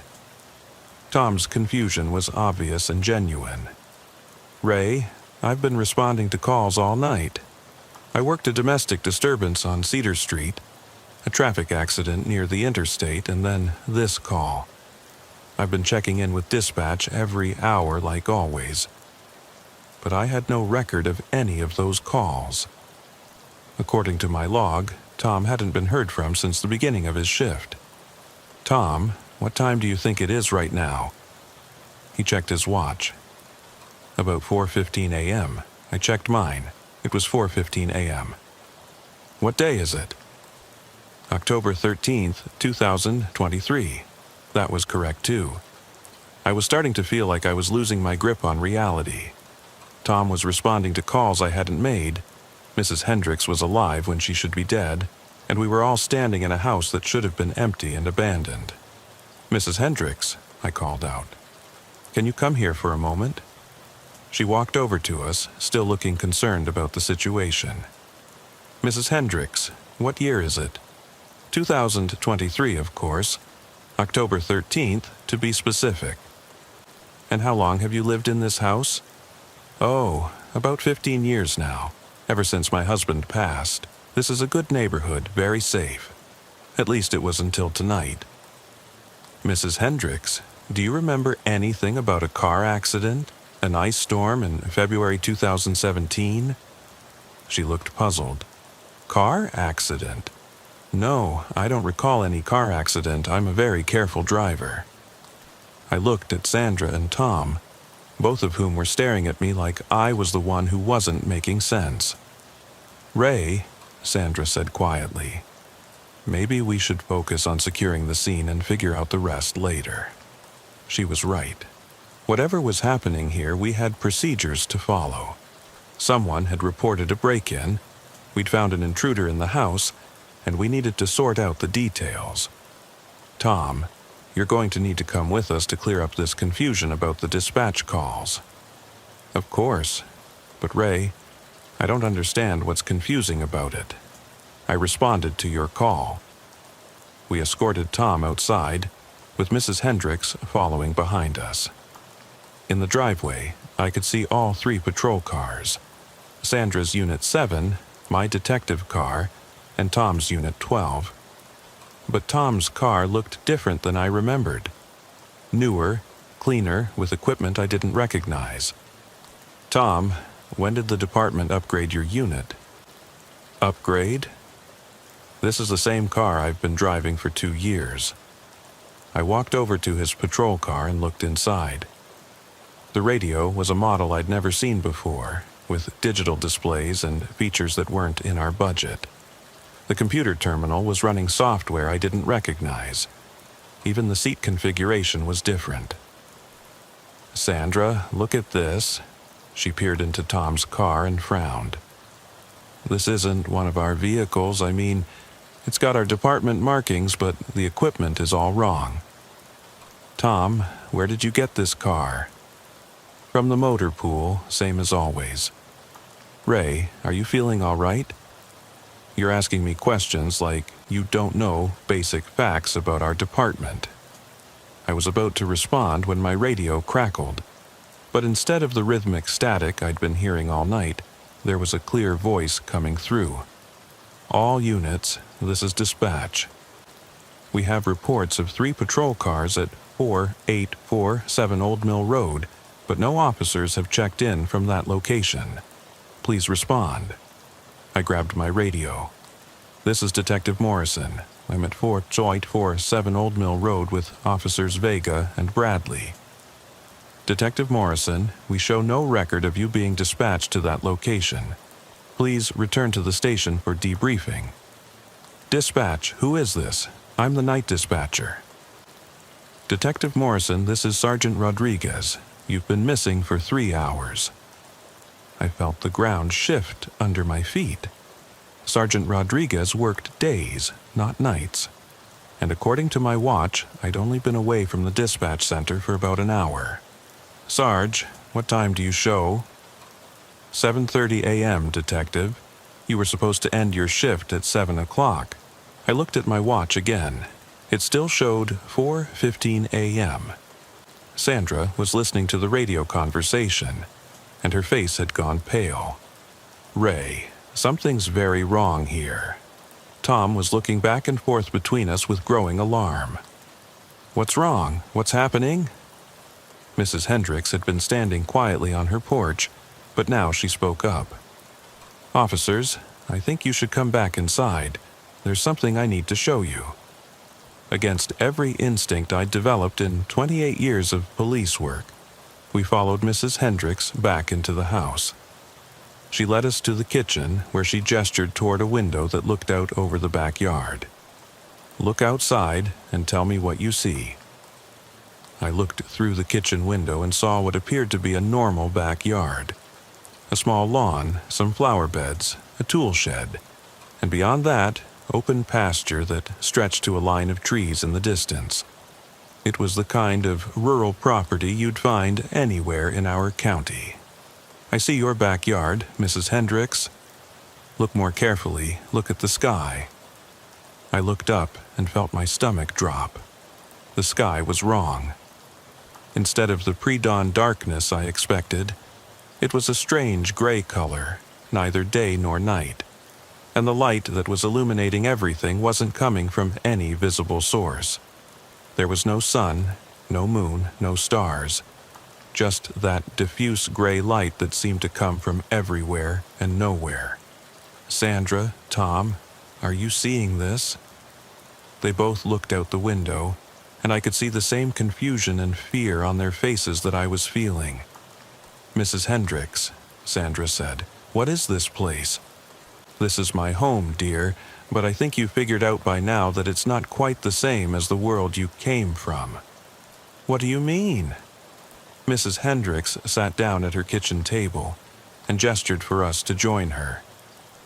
"You three aren't the first police officers to respond to calls at this address. Over the years, I've had quite a few visitors. Some stay for a few hours, some for a few days. Eventually, they all find their way back to where they belong." "Mrs. Hendricks," I said, trying to keep my voice steady, "you died in a car accident in 2017. Yes, I suppose I did. But dying doesn't always mean the same thing as leaving, does it?" Tom was staring at her with obvious disbelief. "You're saying you're a ghost?" "I'm saying I'm still here.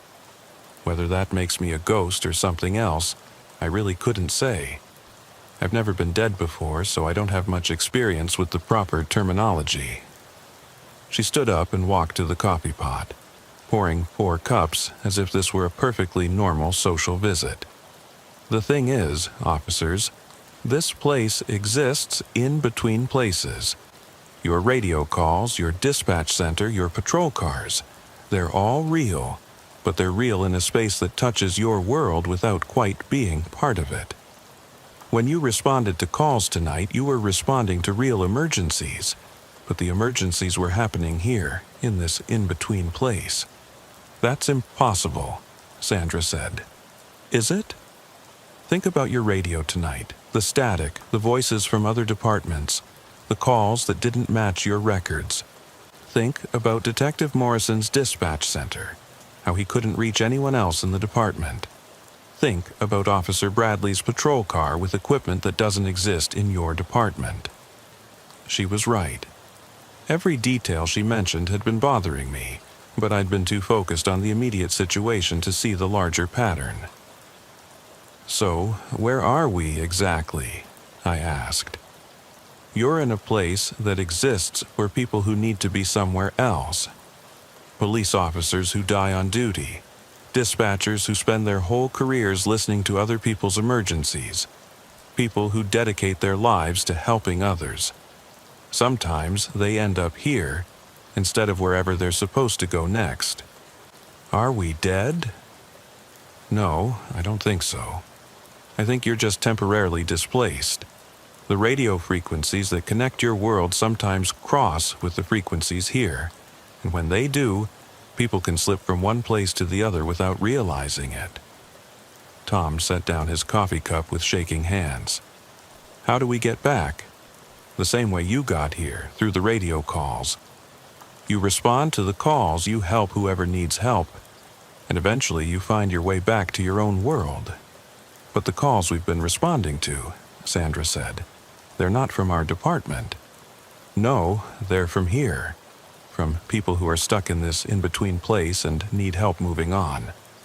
Like the man who was in my bedroom tonight, he wasn't an intruder. He was a police officer from another department who's been here for several months, trying to find his way back to his own world." Where is he now? He left through the back door when he heard you coming. He doesn't trust other officers anymore. He's been here too long, and it's starting to affect his thinking. I thought about the radio static we'd been hearing all night, the rhythmic pattern that sounded almost like breathing. Mrs. Hendricks, how many people are here? I'm not sure. The place is bigger than it looks. Sometimes I hear voices from other houses, other neighborhoods that exist here. Sometimes I get phone calls from people I knew when I was alive. People who died years before I did. They're all looking for help, looking for someone to answer their calls. And that's what we're supposed to do? Answer calls until we find our way back? That's what the others have done. Some of them figure it out quickly, some take longer. The key is not to fight it, not to insist that this place can't exist. The more you try to apply the logic of your world to this place, the longer you'll be stuck here. My radio crackled again, and this time the voice was clear and urgent. All units, we have a 1054 at the intersection of Pine Street and Millbrook Avenue. Elderly male, possible cardiac arrest. Ambulance is en route, but we need an officer on scene for crowd control. I looked at Sandra and Tom. That's not a real intersection. Pine Street doesn't connect to Millbrook Avenue in our county. But it's a real call for help, Mrs. Hendricks said. Someone, somewhere in this place, needs assistance. Sandra picked up her radio. Dispatch, Unit 7, responding to Pine Street and Millbrook Avenue. Copy, Unit 7. Be advised, caller reports the victim is conscious but disoriented. Tom looked at me.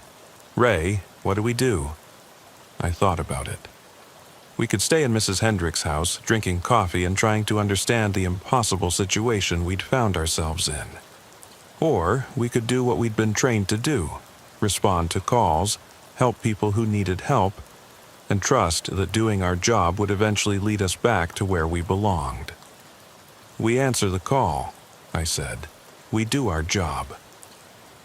The intersection of Pine Street and Millbrook Avenue turned out to be about 10 minutes away from Mrs. Hendricks' house, in a part of the county I'd never seen before despite 28 years of driving these roads. The streets were familiar in their basic layout, standard small-town infrastructure with sidewalks, streetlights, and modest homes set back behind small front yards. But the details were wrong.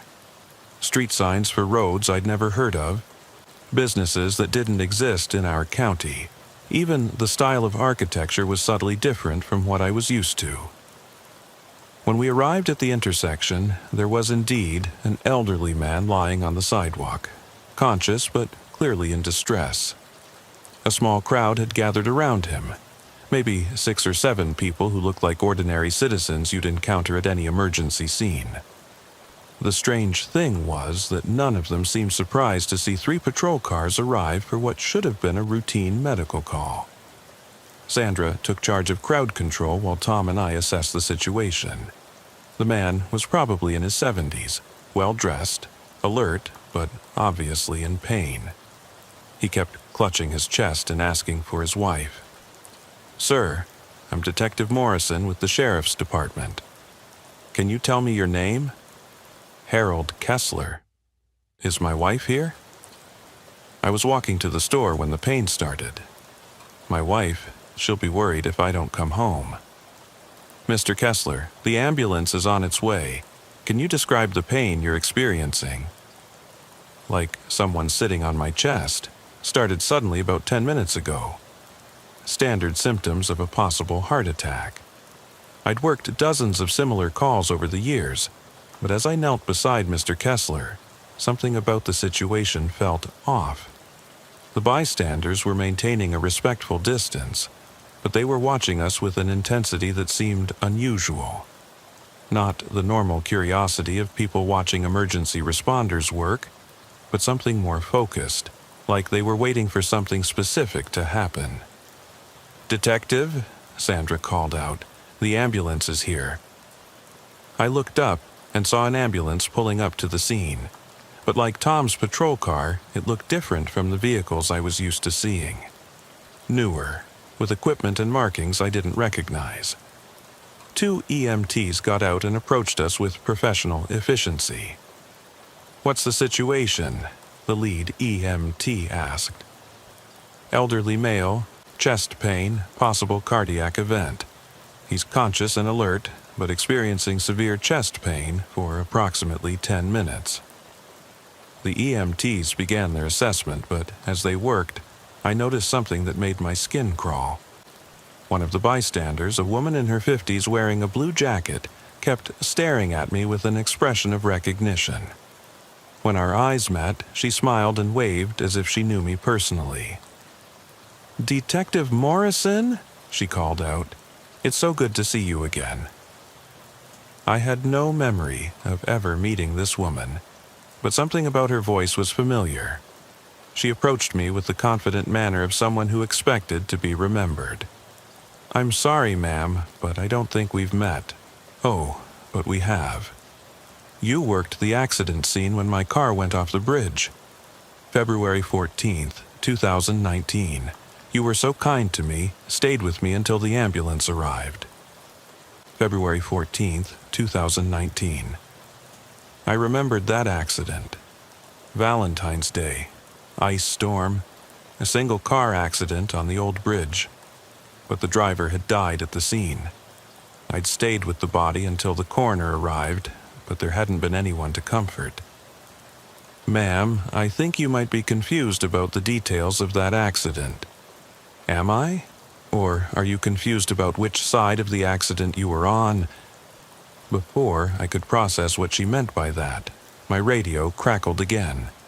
"All units, we have a domestic disturbance at 1247 Elm Street. Caller reports shouting and possible violence. Backup requested." Sandra looked at me.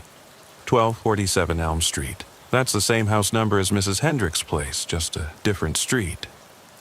"You think that's significant? In this place?" Everything seemed significant. The EMTs were loading Mr. Kessler into the ambulance.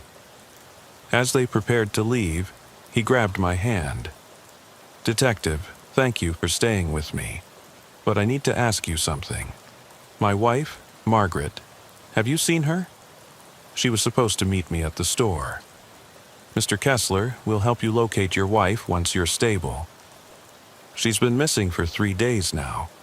I keep calling the police, but no one seems to have any record of my reports." The EMT interrupted. "Mr. Kessler, we need to get you to the hospital now."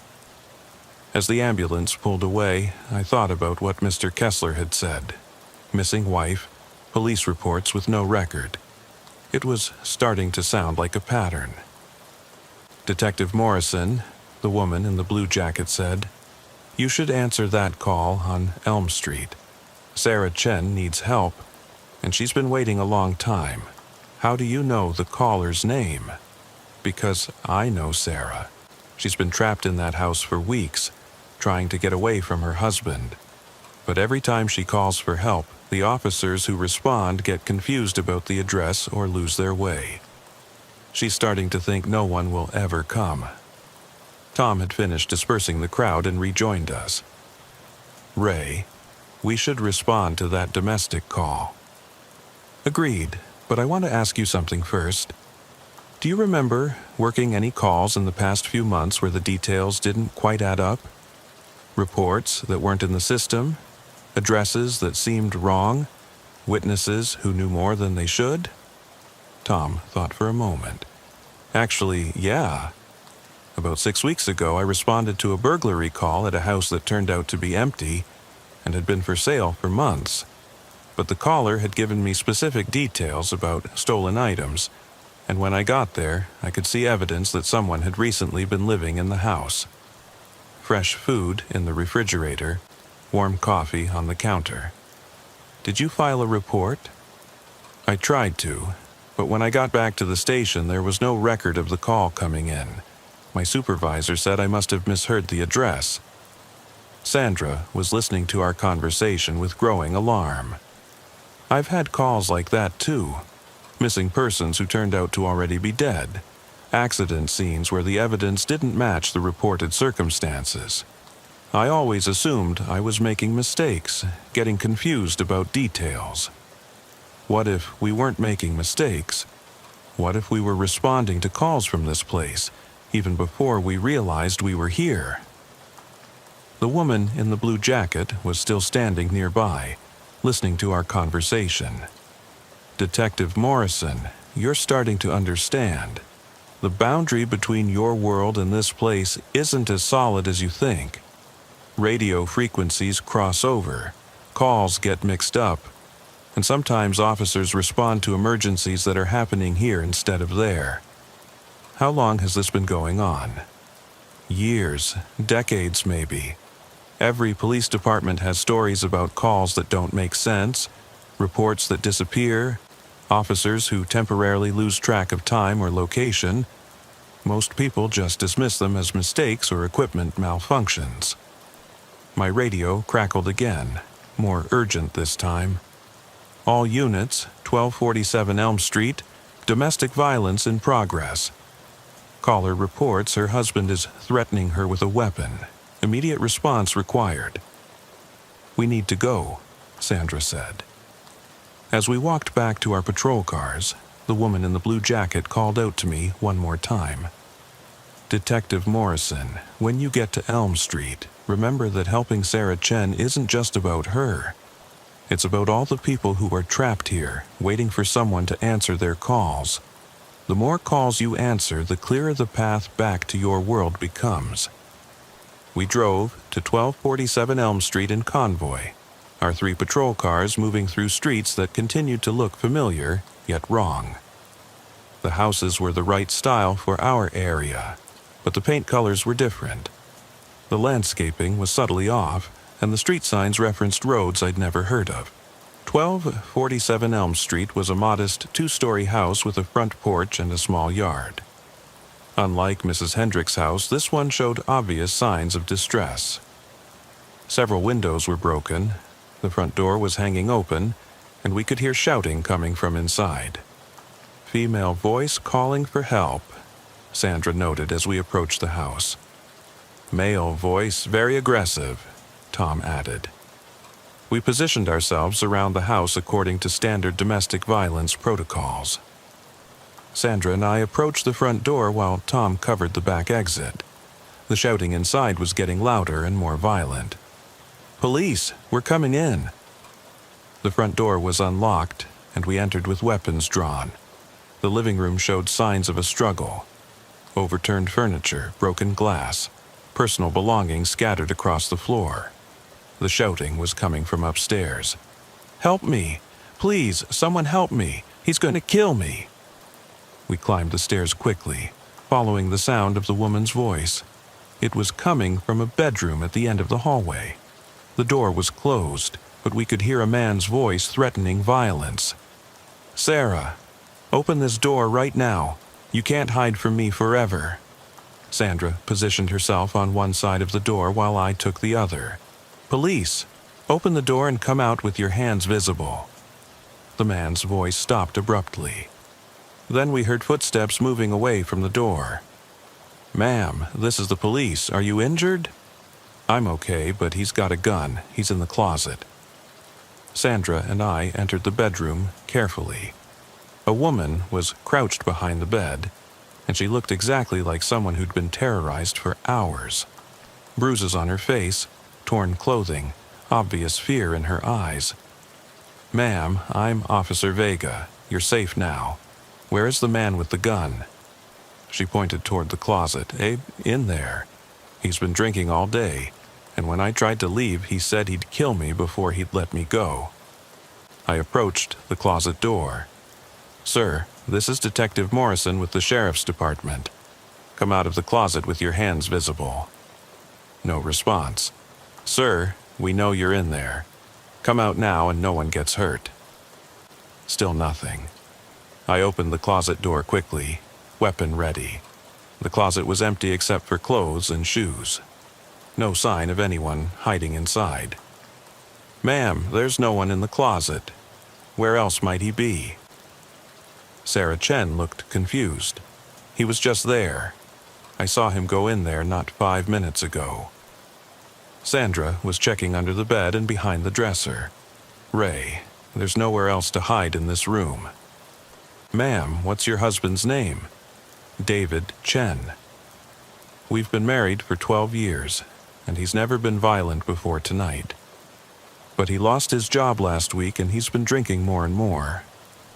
Can you describe him? About 40 years old, maybe 5'10", brown hair. He was wearing a red shirt and jeans. I radioed Tom. Unit 12, have you seen anyone exit the back of the house? Negative. No one's come out the back. Sandra and I searched the entire house systematically. Every room, every closet, every possible hiding place.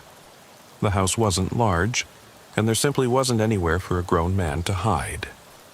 But Sarah Chen insisted that her husband had been there moments before we arrived. Ma'am, is it possible your husband left the house before we got here? No, I would have heard the front door, and he couldn't have gone out the back because he was in the bedroom with me. We brought Sarah downstairs and had her sit on the couch while we tried to figure out what had happened. She was clearly traumatized, with physical evidence of abuse, but the person who had allegedly abused her seemed to have vanished into thin air. Sarah, I said gently, I need to ask you some difficult questions. Is it possible that your husband wasn't actually here tonight? What do you mean?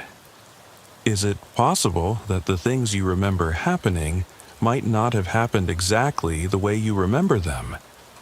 She stared at me with a mixture of confusion and anger. Detective, I'm not crazy. My husband was here. He hit me. He threatened to kill me, and he was hiding in that closet when you arrived.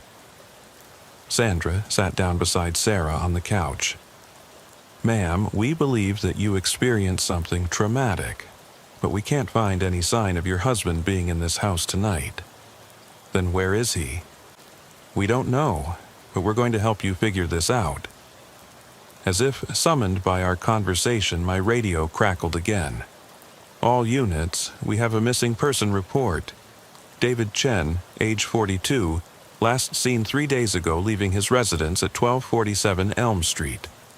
Wife reports he left following an argument and hasn't returned. I looked at Sarah Chen, then at Sandra. Ma'am, did you report your husband missing 3 days ago? Missing? No, he's been here. He's been here drinking and getting more and more angry. Sarah, according to our records, you called in a missing person report 3 days ago saying your husband left after an argument and hadn't come back. She looked at me with complete bewilderment. That's not possible. He's been here the whole time. But even as she said it, I could see doubt creeping into her expression. The kind of doubt that comes when someone starts to question their own memories. Ma'am, what day is today? October 13th. What day did your husband lose his job? Last week, October 6th. And when did he start drinking heavily? Right after he lost his job. But detective, I'm telling you, he's been here in this house with me. Sandra and I stepped into the kitchen to talk privately. Ray, what do you think is happening here? I think Sarah Chen has been reliving the same traumatic event over and over. Her husband left 3 days ago, but in her mind, he's been here threatening her continuously since then. So, the domestic violence call we responded to was from someone who needed help processing a trauma that happened days ago, but feels like it's still happening now. And our job is to help her understand that she's safe, that the immediate threat is over. I think so. But Sandra, look around this house. Look at the evidence of a struggle in the living room, the broken windows, the damaged furniture. If David Chen left 3 days ago, who caused all this damage? We walked back into the living room and examined the scene more carefully. The overturned furniture, the broken glass, the scattered belongings, it all looked recent. But if David Chen had been gone for 3 days, The damage should have either been cleaned up or should show signs of aging. "Sarah," I called out, "when did the furniture get overturned?" "Tonight, during the fight." "And the broken windows?" He threw a bottle at the window when I tried to call for help. "Sarah, I need you to think carefully. Is it possible that the fight you remember from tonight actually happened 3 days ago, the night your husband left?" She sat quietly for a long moment, and I could see her struggling with the question. "Detective, I remember him being here tonight. I remember him threatening me, hitting me, chasing me upstairs. I remember hiding in the bedroom and calling for help. And we heard you calling for help. We heard a man's voice threatening you. But when we searched the house, we couldn't find him. So, where did the voices come from? I think they came from your memory of what happened 3 days ago. In this place, traumatic memories can become so vivid that they feel like they're happening in real time." Sandra sat back down beside Sarah. "Ma'am, you've been through something terrible, but you're safe now. Your husband isn't here and he can't hurt you. But I can still hear his voice sometimes. Late at night when the house is quiet, I hear him shouting at me. That's normal after a traumatic experience, but those voices are just memories. They can't actually hurt you." My radio crackled one more time. "All units, missing person David Chen has been located. Subject was found deceased in his vehicle approximately 50 miles north of town. Apparent suicide. Family notification in progress." The three of us sat in silence for a moment, processing what we'd just heard. "Sarah," I said gently, "did you hear that radio transmission?" "Yes." Her voice was barely a whisper. "Your husband, he's not coming back. He can't hurt you anymore." She began to cry, but it wasn't the desperate fear she'd shown earlier. It was grief mixed with relief. "I think part of me knew," she said. "I think that's why I kept reliving that night, why I couldn't move past it. I was afraid he would come back, but I was also afraid he wouldn't." Sandra put her arm around Sarah's shoulders. "You don't have to be afraid anymore. What happens now? Now you start healing. You start moving forward." As we talked with Sarah Chen, helping her process the news about her husband's death, I began to understand something important about this place. It wasn't just a way station for displaced police officers. It was a place where people who were stuck in traumatic loops could work through their experiences with the help of people trained to handle crisis situations. Mrs. Hendricks had been right. Our job here was to answer calls and help people who needed help. But it wasn't just about helping them with immediate emergencies. It was about helping them find closure, helping them move past the experiences that were keeping them trapped between worlds. We stayed with Sarah Chen for another hour, helping her understand what had happened and connecting her with resources for trauma counseling. As we prepared to leave, she walked us to the front door. "Officers, thank you for coming. Thank you for helping me understand."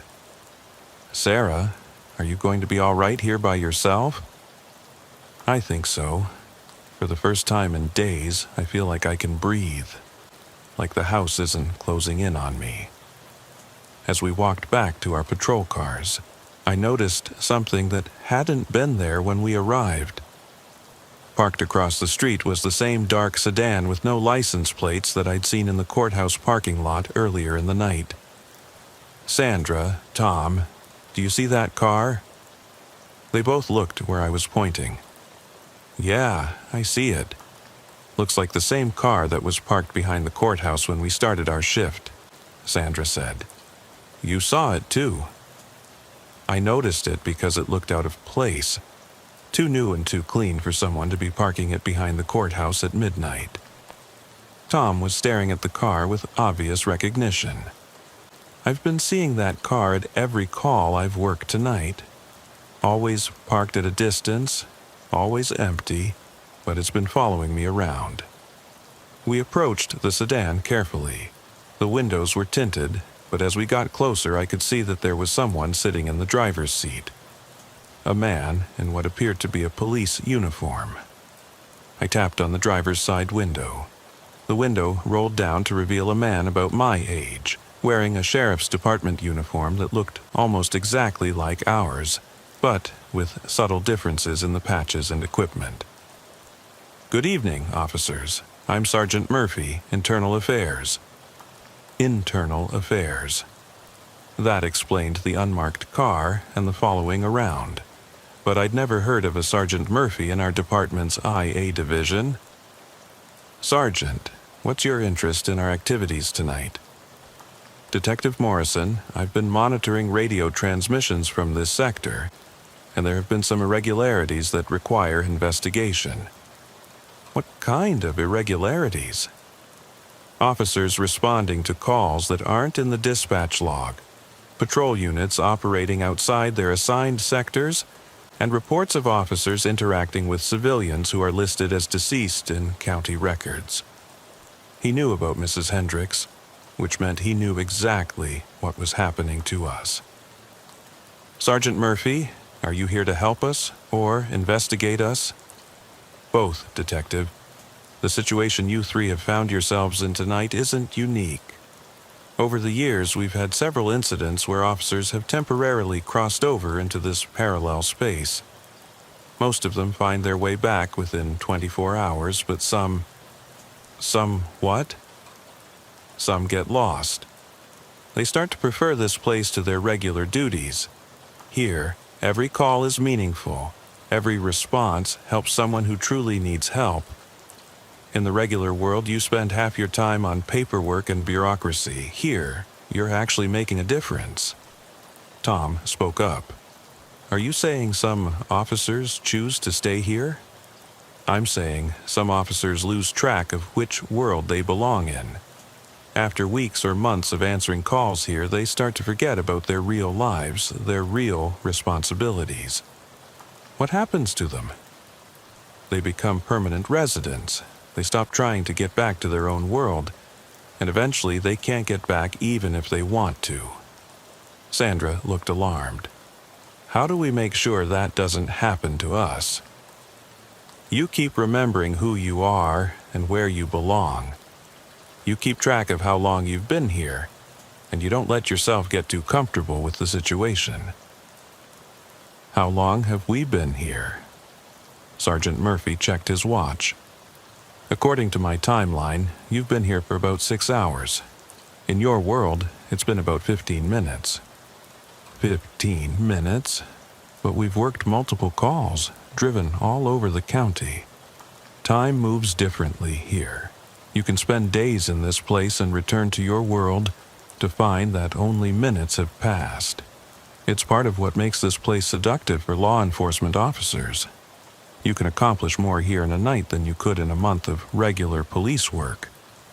My radio crackled, and I heard my own voice coming through the speaker. "All units, this is Detective Morrison at dispatch. We have a priority call, officer, down at the intersection of Highway 9 and County Road 15. All available units respond immediately." I stared at the radio. That's my voice, but I didn't make that call. "Detective, that call is coming from your world. One of your fellow officers is in trouble, and your department needs you back immediately." "How do we get back?" "The same way you got here, through the radio, but you have to want to go back more than you want to stay here." Tom looked confused. "Why wouldn't we want to go back?" "Think about tonight, Officer Bradley. Every call you responded to, you were able to help someone who genuinely needed help. You solved real problems. You made a real difference. When was the last time you felt that way about your regular police work?" I had to admit, Sergeant Murphy had a point. Tonight, despite the confusion and impossibility of our situation, I'd felt more useful than I had in months of routine police work. But our real lives, our real responsibilities, are waiting for you. but only if you choose to return to them. The radio call repeated, more urgent this time. All units, officer down, Highway 9 and County Road 15. Officer has been shot, ambulance en route, need immediate backup for suspect apprehension. Sandra grabbed her radio. Dispatch, Unit 7 responding to officer down call. But instead of our familiar dispatcher's voice, we heard something different. Static, then silence, then a voice I didn't recognize. Unit 7, we show no active units in your sector. Please identify your location. Dispatch, this is Unit 7, Officers Vega, Morrison, and Bradley. We're responding from the Elm Street area to assist with the officer down call. Unit 7, we have no record of Officers Vega, Morrison, or Bradley being on duty tonight. Please clarify your status. Sergeant Murphy was watching us with what looked like sympathy. Officers, you're caught between two radio systems. The call about the officer down is coming from your world, but your radios are still connected to this place. To get back, you have to find a way to reconnect with your own dispatch center. How do we do that? You have to stop answering calls from this place and start focusing on calls from your own world. But that means leaving behind the people here who still need help. As if to emphasize his point, my radio crackled again with a call from this place. All units, we have a child missing from 892 Oakwood Drive. 6-year-old girl, last seen playing in her backyard. Parents are requesting immediate assistance. I looked at Sandra and Tom. A missing child was the kind of call that every police officer responded to without question, regardless of jurisdiction or circumstances.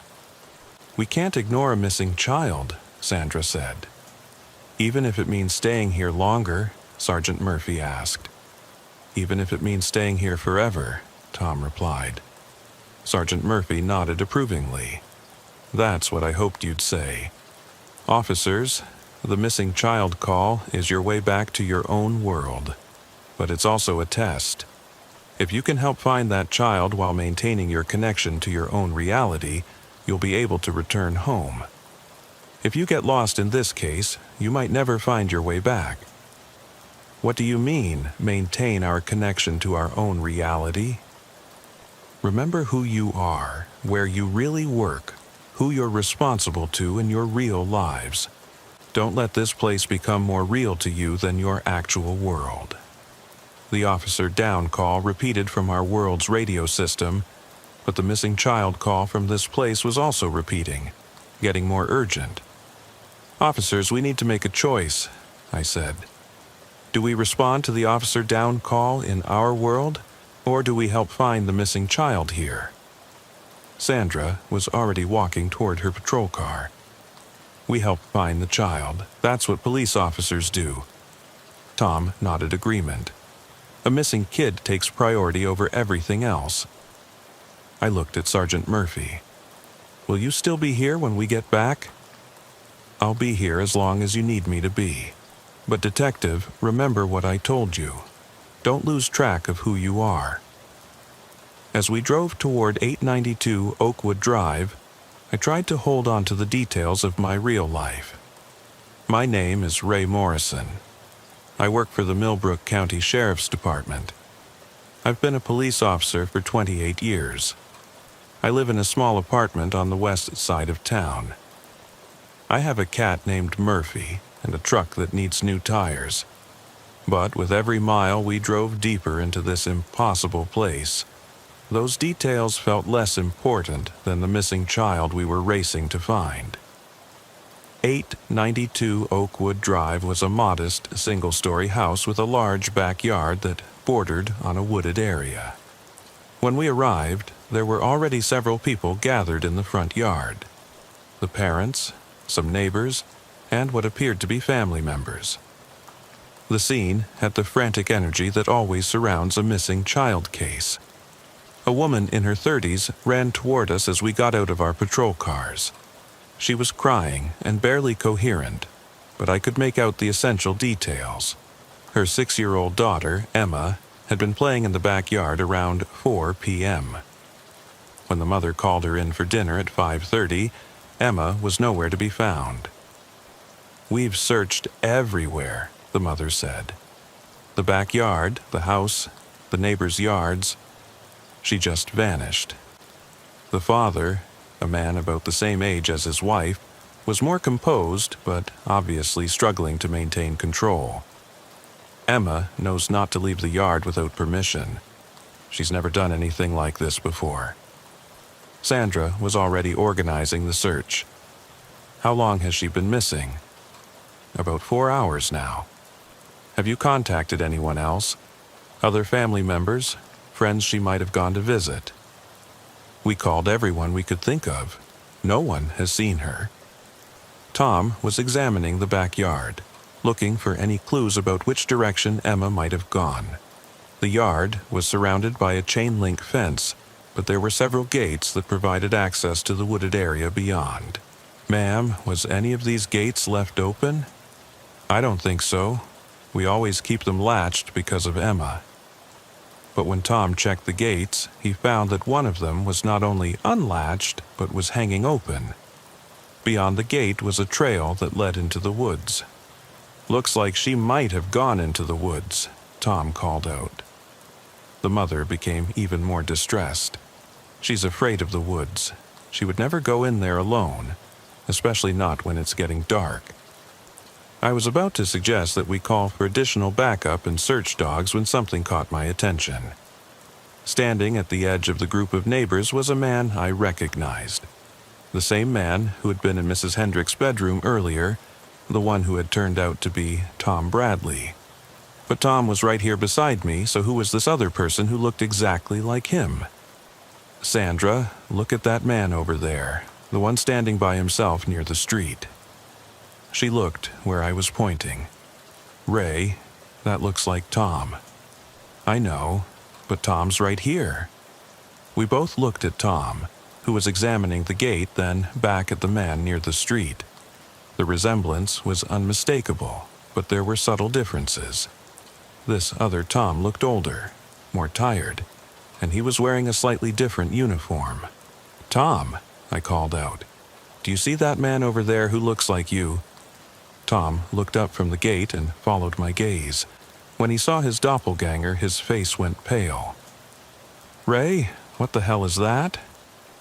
The other Tom had noticed us looking at him and was walking toward us. As he got closer, the differences became more apparent. This Tom had more gray in his hair, deeper lines around his eyes, and a weary expression that suggested someone who had seen too much. "Officers," the other Tom said as he approached us. "I'm Sergeant Bradley with the Sheriff's Department.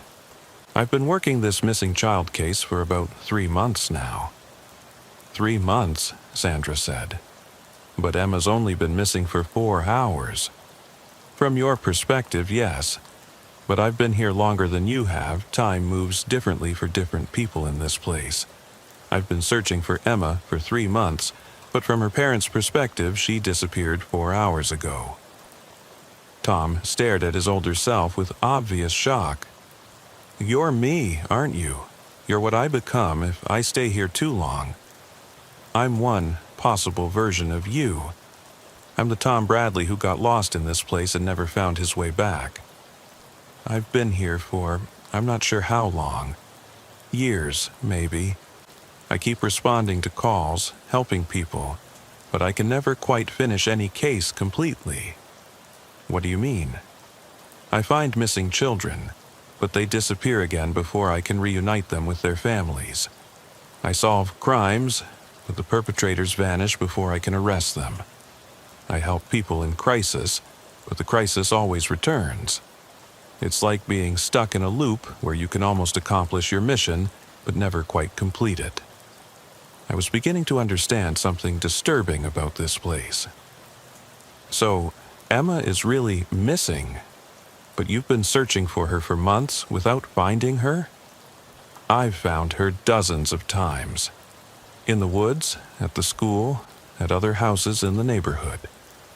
But every time I bring her back to her parents, something happens and she disappears again. The case resets, and I start the search over. Why can't you find your way back to your own world? Because I stopped remembering that I had a world to go back to. After months of searching for Emma, finding her became more important than anything else. I forgot about my real life, my real responsibilities, my real identity. Tom looked at his older self with horror. How do I avoid becoming you? Remember who you are.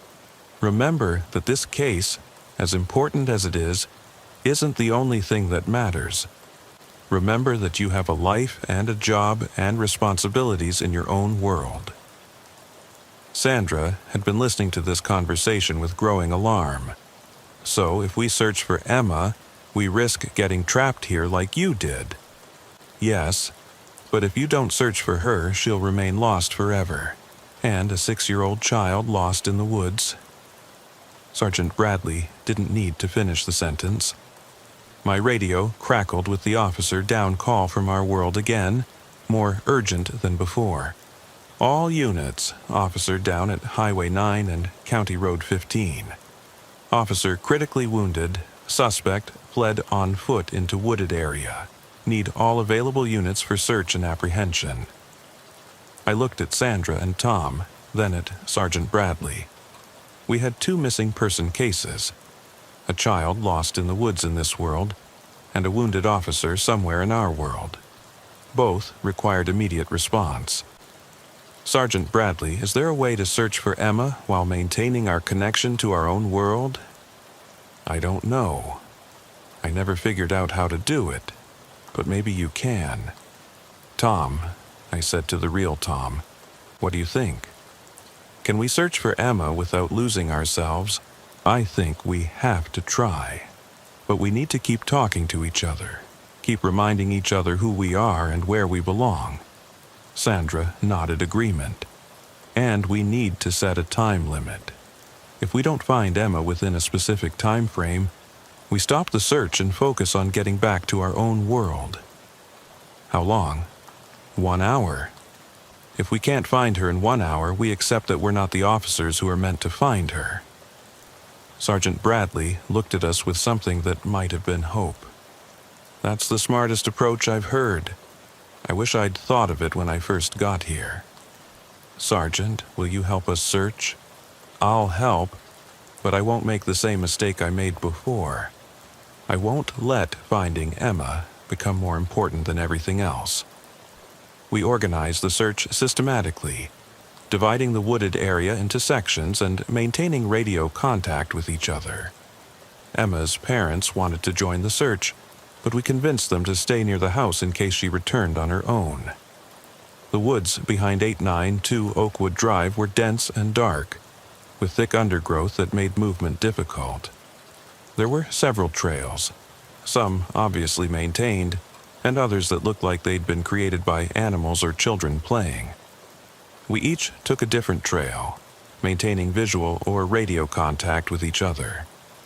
I'd been searching for about 20 minutes when I heard a child's voice calling for help. It was faint and seemed to be coming from deeper in the woods, off the main trail.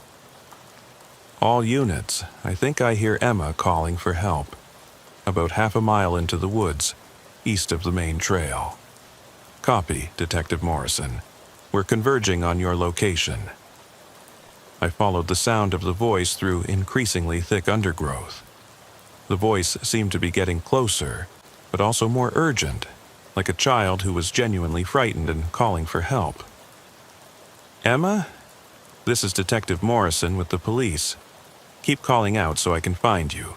Help me! I'm stuck and I can't get out. I pushed through a particularly dense patch of bushes and found myself in a small clearing. In the center of the clearing was what appeared to be an old well, partially covered by rotting wooden boards. The voice was coming from inside the well. Emma, are you down in the well? Yes, I fell in and I can't climb out. I approached the well carefully and shined my flashlight down into it. About 10 feet down, I could see a small figure sitting on a narrow ledge. It was definitely a child, and she appeared to be uninjured but frightened. "Emma, my name is Detective Morrison. I'm here to help you. Are you hurt?" "I hurt my ankle when I fell, but I think I'm okay." Sandra and Tom arrived at the clearing just as I was assessing the situation. "We need rope and probably a harness to get her out safely," Sandra said.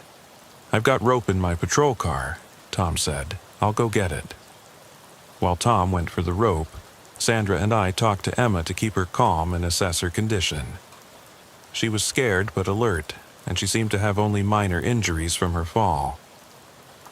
"Emma, how did you end up in the woods? Your parents said you never leave the backyard without permission." "I saw a puppy. It was cute and it looked lost, so I followed it to try to help it. But it kept running away, and I got lost trying to follow it." "Did you see where the puppy went?" "It disappeared when I fell in the well. I think maybe it was trying to lead me somewhere, but I don't know where." Tom returned with the rope and a basic harness. We rigged a simple pulley system using a sturdy tree branch and slowly hauled Emma up from the well. She was dirty and scared, but otherwise unharmed. "Emma, we're going to take you back to your parents now. They've been very worried about you." As we walked back through the woods toward her house, Emma chattered about the puppy she'd followed and how scary it had been in the well. She seemed remarkably resilient for a 6-year-old who had just spent 4 hours lost in the woods. But as we emerged from the wooded area and approached her backyard, something strange happened. The house began to flicker, like a television with bad reception. One moment it was there, solid and real, with Emma's parents waiting anxiously in the yard.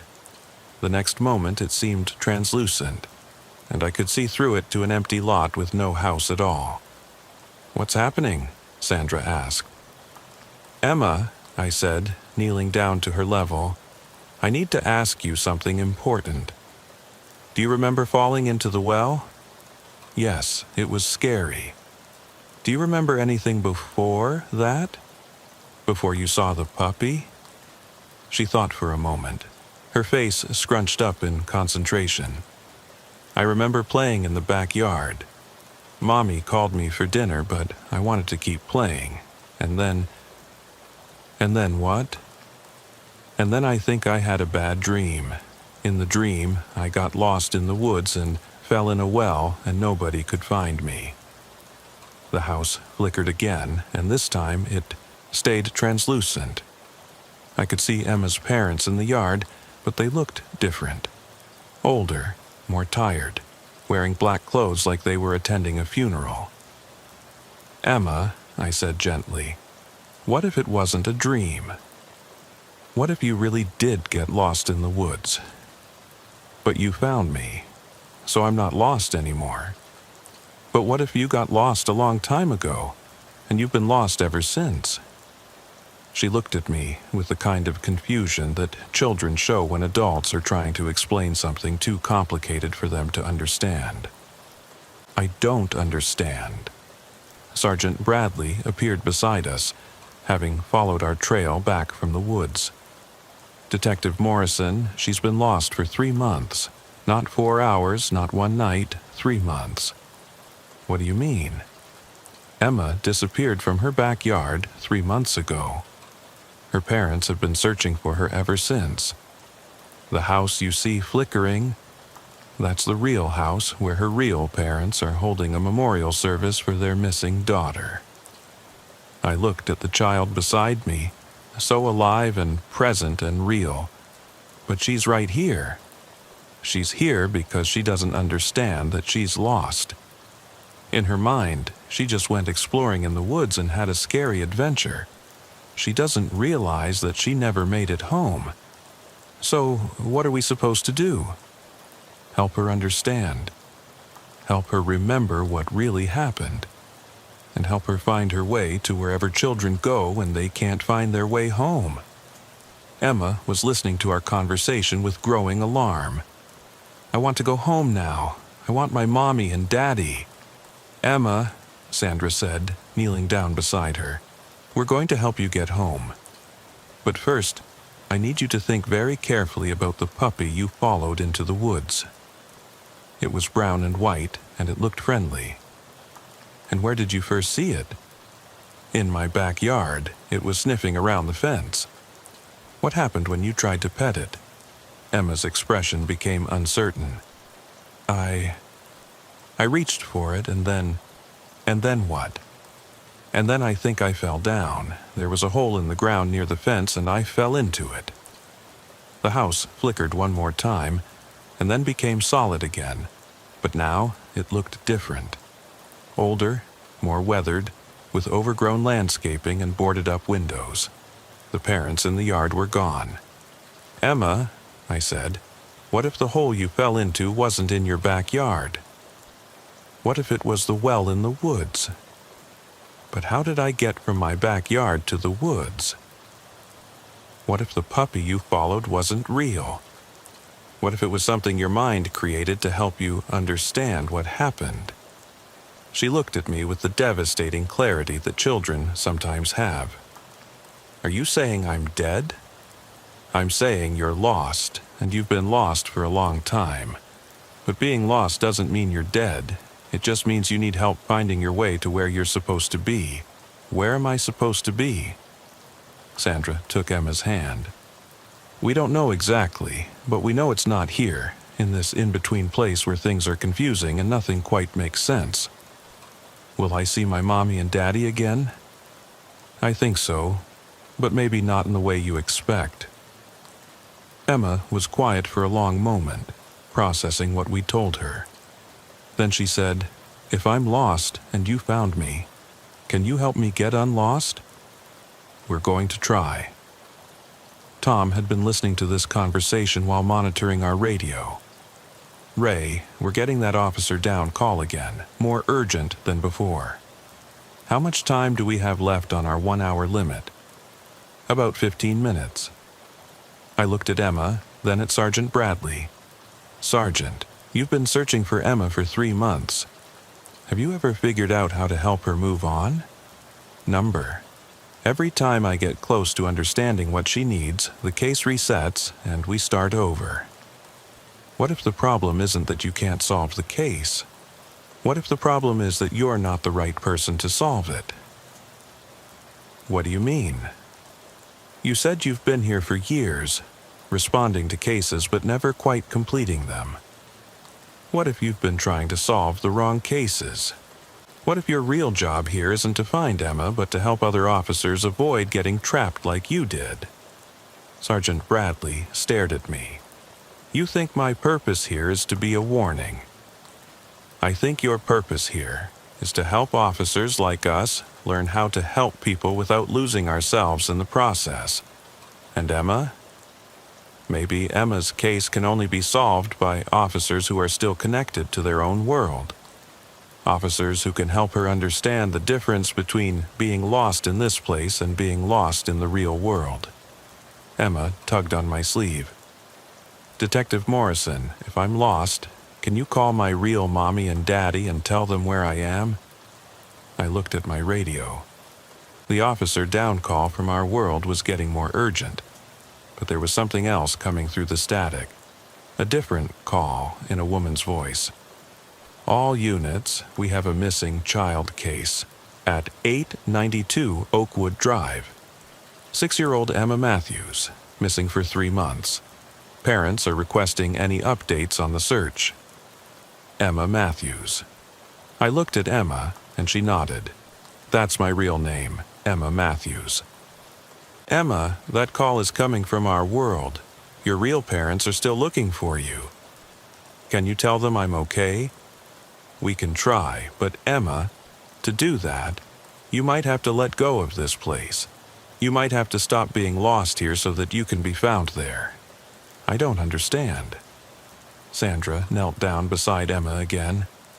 Emma, when people get lost in the woods, sometimes they have to stop walking around in circles and stand still so that the people looking for them can find them. You want me to stand still? We want you to stop trying so hard to get back to your house here and trust that your real parents are looking for you in the real world. But what if they can't find me? Then we'll help them. But first, you have to let go of this place. Emma looked around at the flickering house, the empty yard, the woods where she'd been lost for 3 months. How do I let go? Close your eyes, I said. Think about your real house, your real parents, your real bedroom with your real toys. Think about the last thing you remember before you got lost. Emma closed her eyes and concentrated. I remember playing with my dolls in the backyard. Mommy called me for dinner. I was going to go inside, but then I saw something by the fence. What did you see? A hole, like someone had been digging. I went to look at it, and I fell in. As Emma described her real memory, the flickering house began to fade completely. The woods around us also started to become translucent, and I could hear sounds from our world coming through the radio more clearly. All units, officer down, Highway 9 and County Road 15. Officer critically wounded, need immediate medical assistance. Emma, I said, I think it's time for you to go home. Will you come with me? We can't. We have to go back to our own world. But Emma, when you get home, tell your parents that you're safe. Tell them that some police officers helped you find your way. I will. Emma opened her eyes, and she looked different. More solid, more present, but also like she was already beginning to fade from this place. Thank you for finding me, she said. Thank you for letting us help you get unlost. Emma smiled, and then she was gone. Not disappeared exactly, but gone in the way that dreams fade when you wake up. One moment she was there, the next moment we were standing in an empty clearing in the woods with no sign that she'd ever been there. My radio crackled with a clear signal from our world. All units, this is Detective Morrison at dispatch. Officer down, Highway 9 and County Road 15. All available units respond immediately.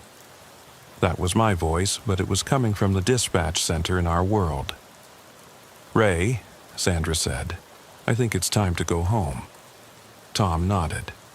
I think Emma showed us how. We have to let go of this place and trust that our real world is looking for us.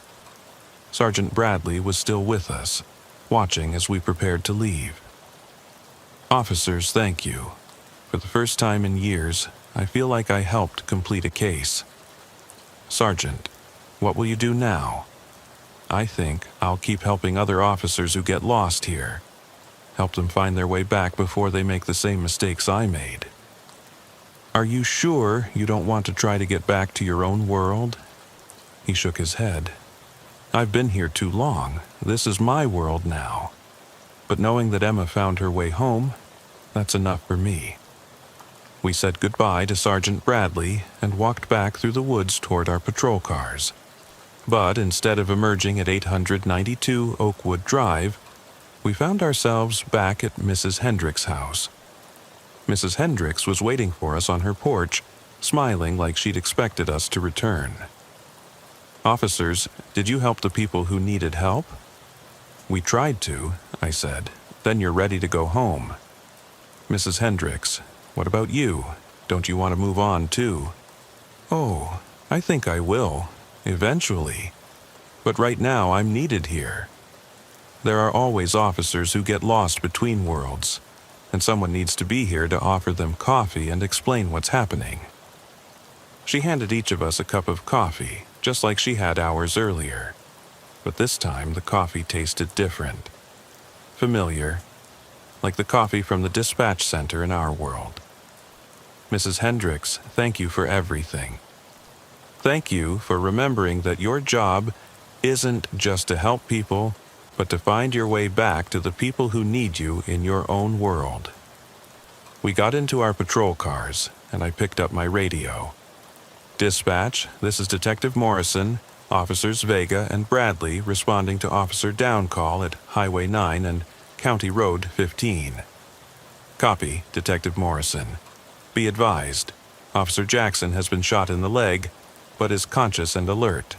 Suspect fled into wooded area east of the highway. The voice was familiar. Our regular night dispatcher, not the voice I'd been hearing from the other world. ETA approximately 10 minutes.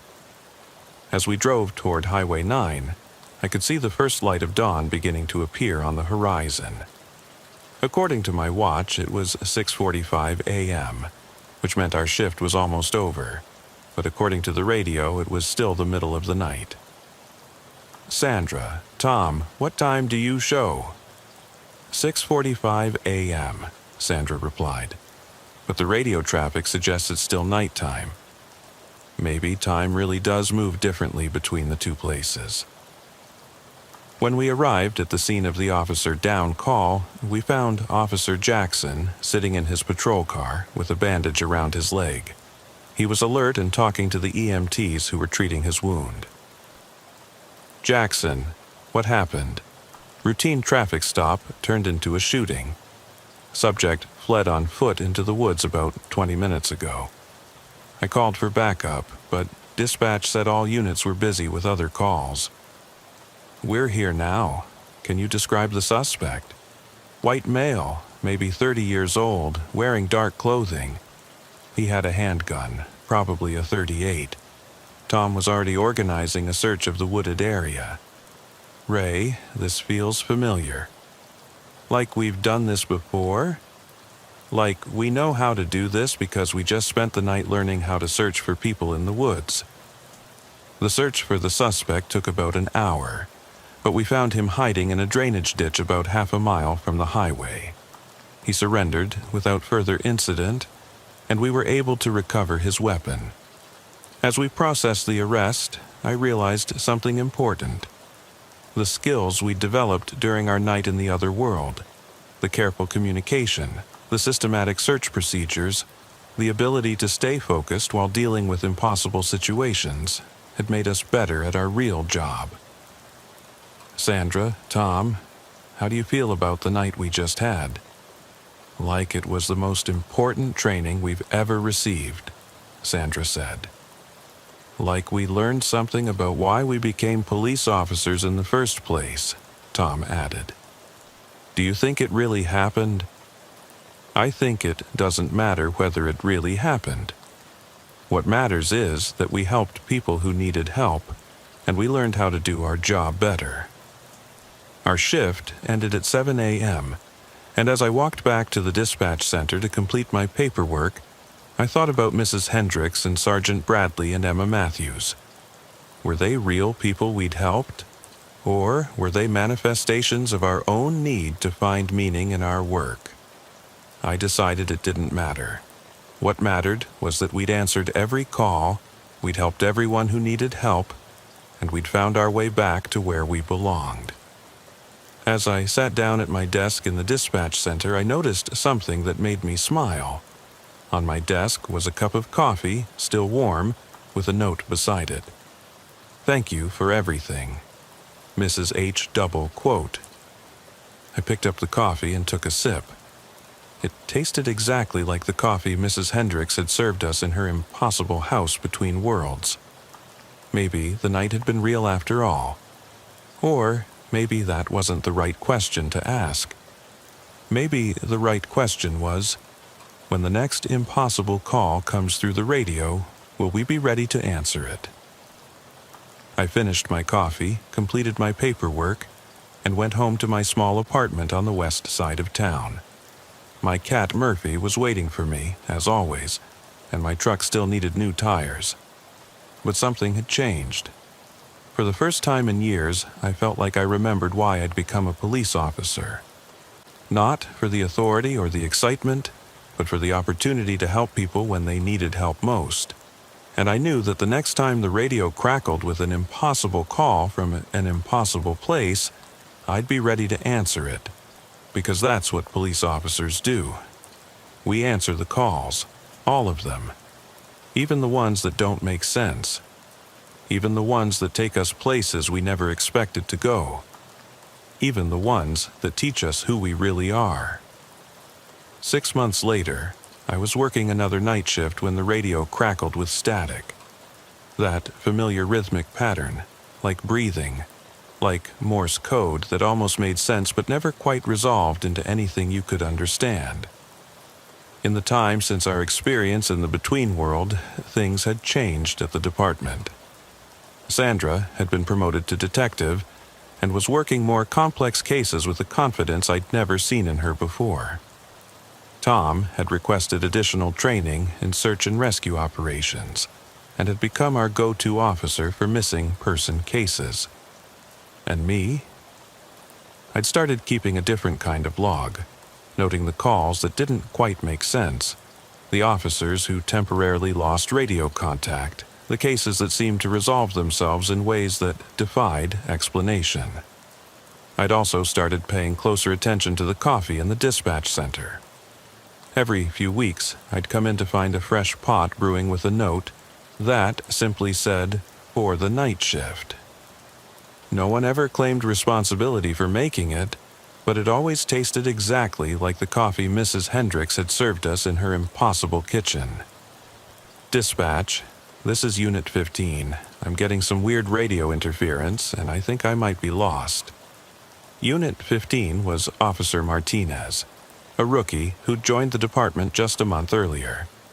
Maria Martinez, 26 years old, former EMT who'd decided to become a police officer after losing too many patients she felt she could have saved if she'd gotten to them sooner. Good instincts, eager to help, the kind of officer who always volunteered for the difficult calls. The kind of officer who would follow a welfare check call into places that didn't exist on any map. Unit 15, what's your location? I'm not sure. I was responding to a welfare check, but now I can't find the address, and the streets don't look familiar. Detective Morrison, are you familiar with Sycamore Lane? It's supposed to be in the northern sector, but my GPS shows nothing. I pulled up the county street directory on my computer. No Sycamore Lane in our jurisdiction. No Sycamore Lane in any of the neighboring counties either. Unit 15, there's no Sycamore Lane in our database. Can you describe your surroundings? Rural area, older houses, lots of trees. The streetlights look different than what we usually have. They're more like old-fashioned lampposts. And detective, the weird thing is, everything looks normal except nothing matches what I know about our county. I smiled and picked up the microphone, remembering how confused and frightened I'd been 6 months earlier when reality started shifting around me. Unit 15.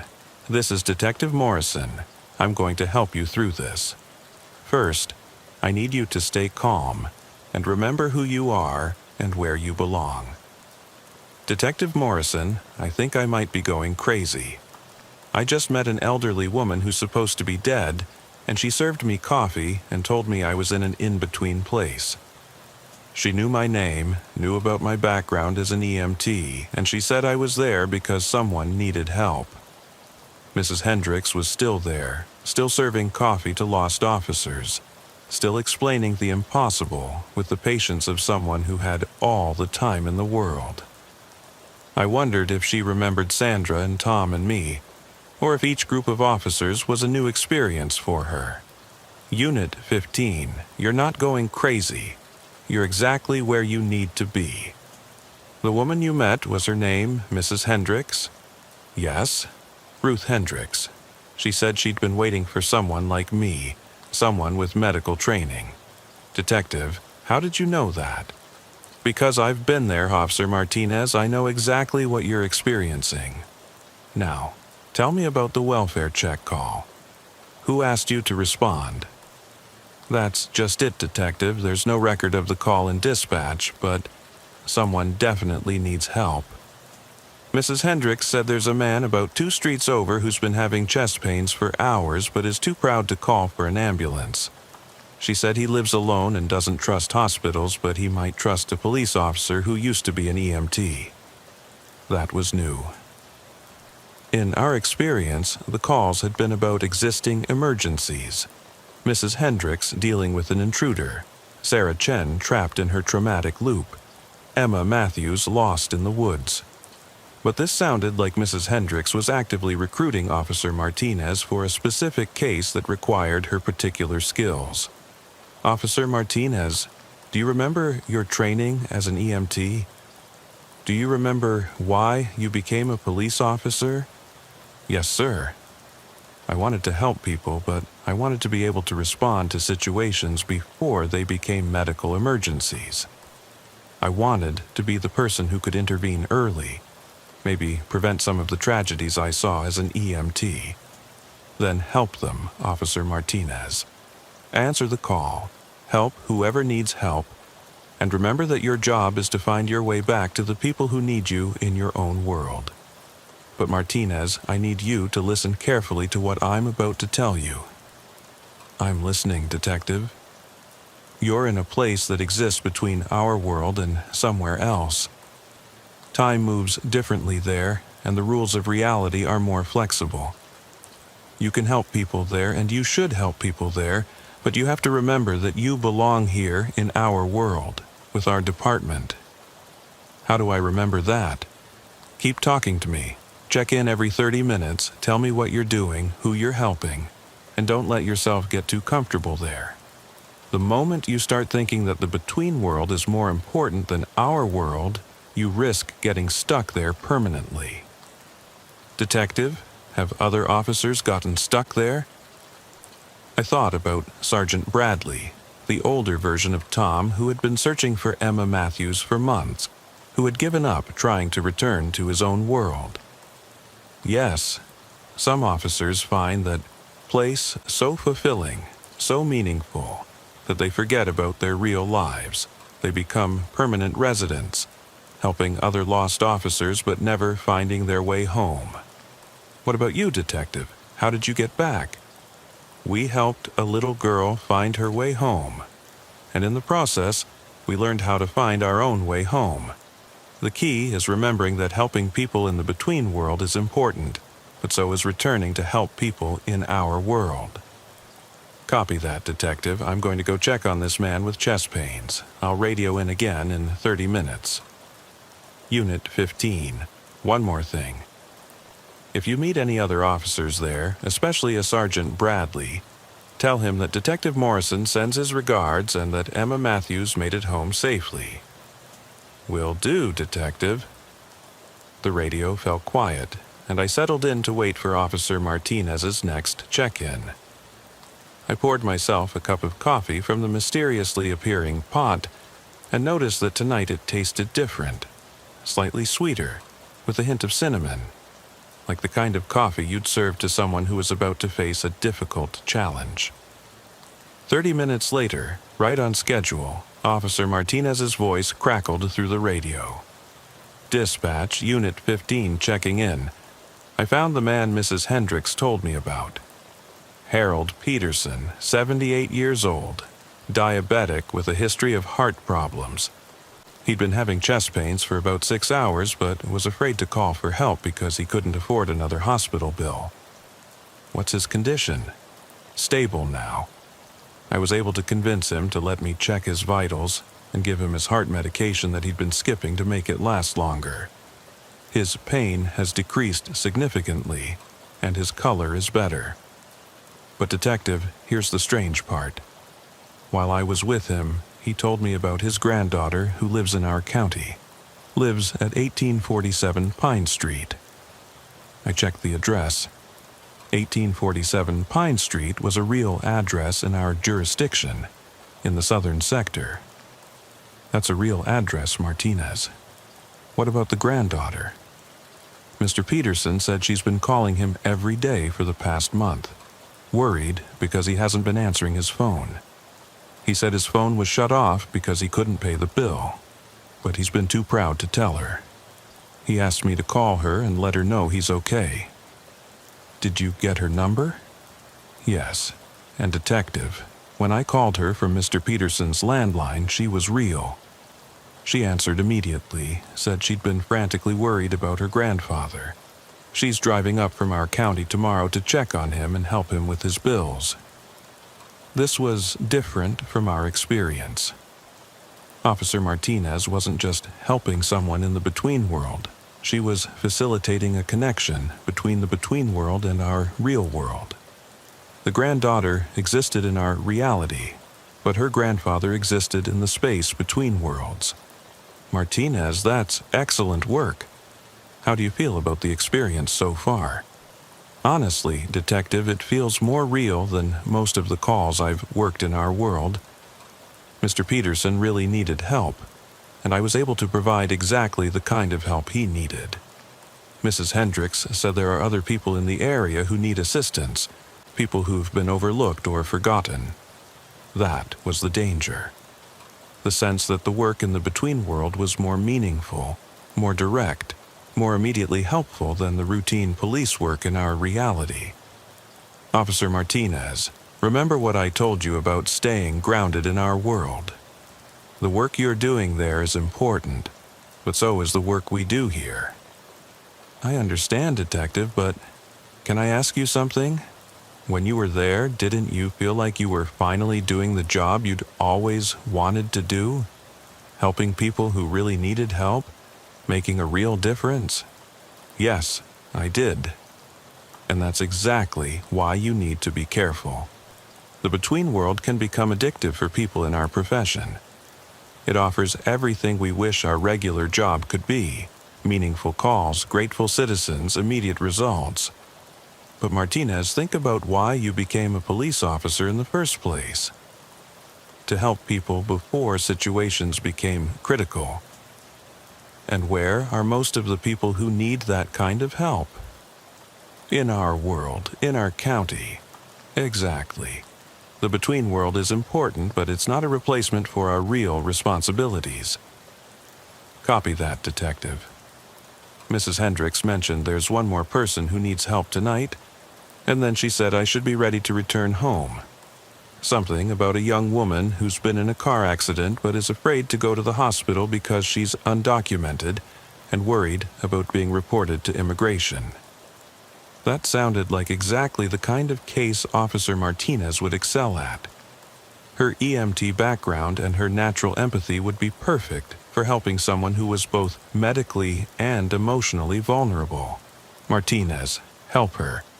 But remember 30-minute check-ins and don't let yourself think that this work is more important than your regular duties. Understood, Detective. As I waited for Martinez's next check-in, I thought about the pattern I was seeing. Mrs. Hendricks seemed to be matching officers with cases that specifically suited their skills and backgrounds.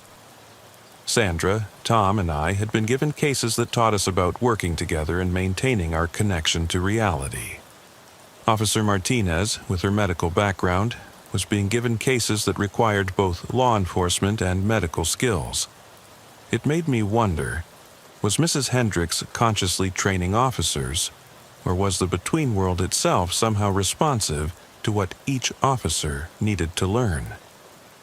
45 minutes passed before Martinez's next radio call came through, 15 minutes later than scheduled. Dispatch Unit 15. Sorry for the delayed check-in. The situation with the car accident victim was more complicated than expected. What's your status, Martinez?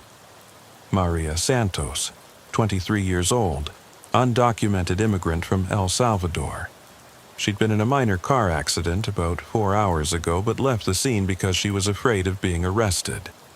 She's been walking along back roads trying to get home, but she's more injured than she initially realized. Possible concussion, definitely needs medical attention. Were you able to help her? Yes, but, Detective, it took longer than I expected because I had to convince her that I wasn't going to report her immigration status. She was so scared, and she kept trying to leave even though she was clearly disoriented from the head injury. What's her current condition? I finally convinced her to let me drive her to the hospital. But Detective, here's the thing. The hospital she needed to go to was in our world, not in the between world. Mrs. Hendricks gave me directions to a place where the two worlds connect, and I was able to drive Maria directly to County General. You brought someone from the between world into our world? I think so. When we got to the hospital, everything looked normal. Regular emergency room, staff I recognized, standard procedures. Maria was admitted for observation and treatment of her concussion. But Detective, when I tried to go back to the between world, I couldn't find the way. What do you mean? I mean, I'm back in our world now, sitting in the parking lot of County General. My patrol car, my equipment, everything is normal, but I don't remember driving here from wherever I was before. I felt a mixture of relief and concern. Relief that Officer Martinez had returned safely to our world, but concern about the implications of her experience. If she had successfully brought someone from the between world into our reality, what did that mean about the relationship between the two worlds? Martinez, can you confirm your location for me? County General Hospital, East Parking Lot. Detective, I need to ask you something. Is Maria Santos real? I mean, will she still be in the emergency room if I go check? Only one way to find out. Go inside and inquire about her status. 10 minutes later, Martinez radioed back. Detective, Maria Santos is real. She's in the emergency room being treated for a concussion and some minor injuries from a car accident. The medical staff says she was brought in by a police officer about an hour ago, but there's no record of which officer or which department. How is she doing? She's going to be fine. Mild concussion, some bruises and scrapes, but nothing serious. And, Detective, the hospital social worker is helping her with her immigration concerns. Apparently, there are protections for crime victims and people who cooperate with law enforcement. That's good to hear. Martinez, I need you to return to the station for debriefing. Copy that. But Detective, before I sign off, I wanted to tell you something. Mrs. Hendricks asked me to give you a message. What message? She said to tell you that the coffee you've been finding in the dispatch center is her way of saying thank you. She said that officers like you, who learn how to help people in both the worlds without losing themselves, are what keep the balance between the worlds stable. Did she say anything else? She said that more officers will probably find their way to the between world in the coming months, and she hopes you'll continue to help guide them home. She called you a bridge between the worlds. A bridge between the worlds. I liked that description. It suggested that our experience hadn't been a one-time anomaly, but rather part of a larger pattern of connection and mutual assistance between our reality and the space where lost souls wait for help. Martinez, one final question. Are you glad you went there? Yes, Detective. I feel like I learned something important about why I became a police officer, but I'm also glad to be back. There's important work to do here, too. Copy that, Unit 15. Return to station when you're ready. As I ended my radio contact with Officer Martinez, I realized that our experience in the between world had given me a new role in the department. I was becoming the person who understood the impossible calls, who could guide other officers through experiences that defied rational explanation. Over the next few months, I received similar calls from other officers. Reports of radio interference, impossible addresses, meetings with people who should have been dead. Each time, I was able to help them navigate their experience, help them complete their mission in the between world while maintaining their connection to our reality. The coffee continued to appear in the dispatch center, always with a different flavor, always perfectly timed for when an officer needed guidance about a call that didn't make sense.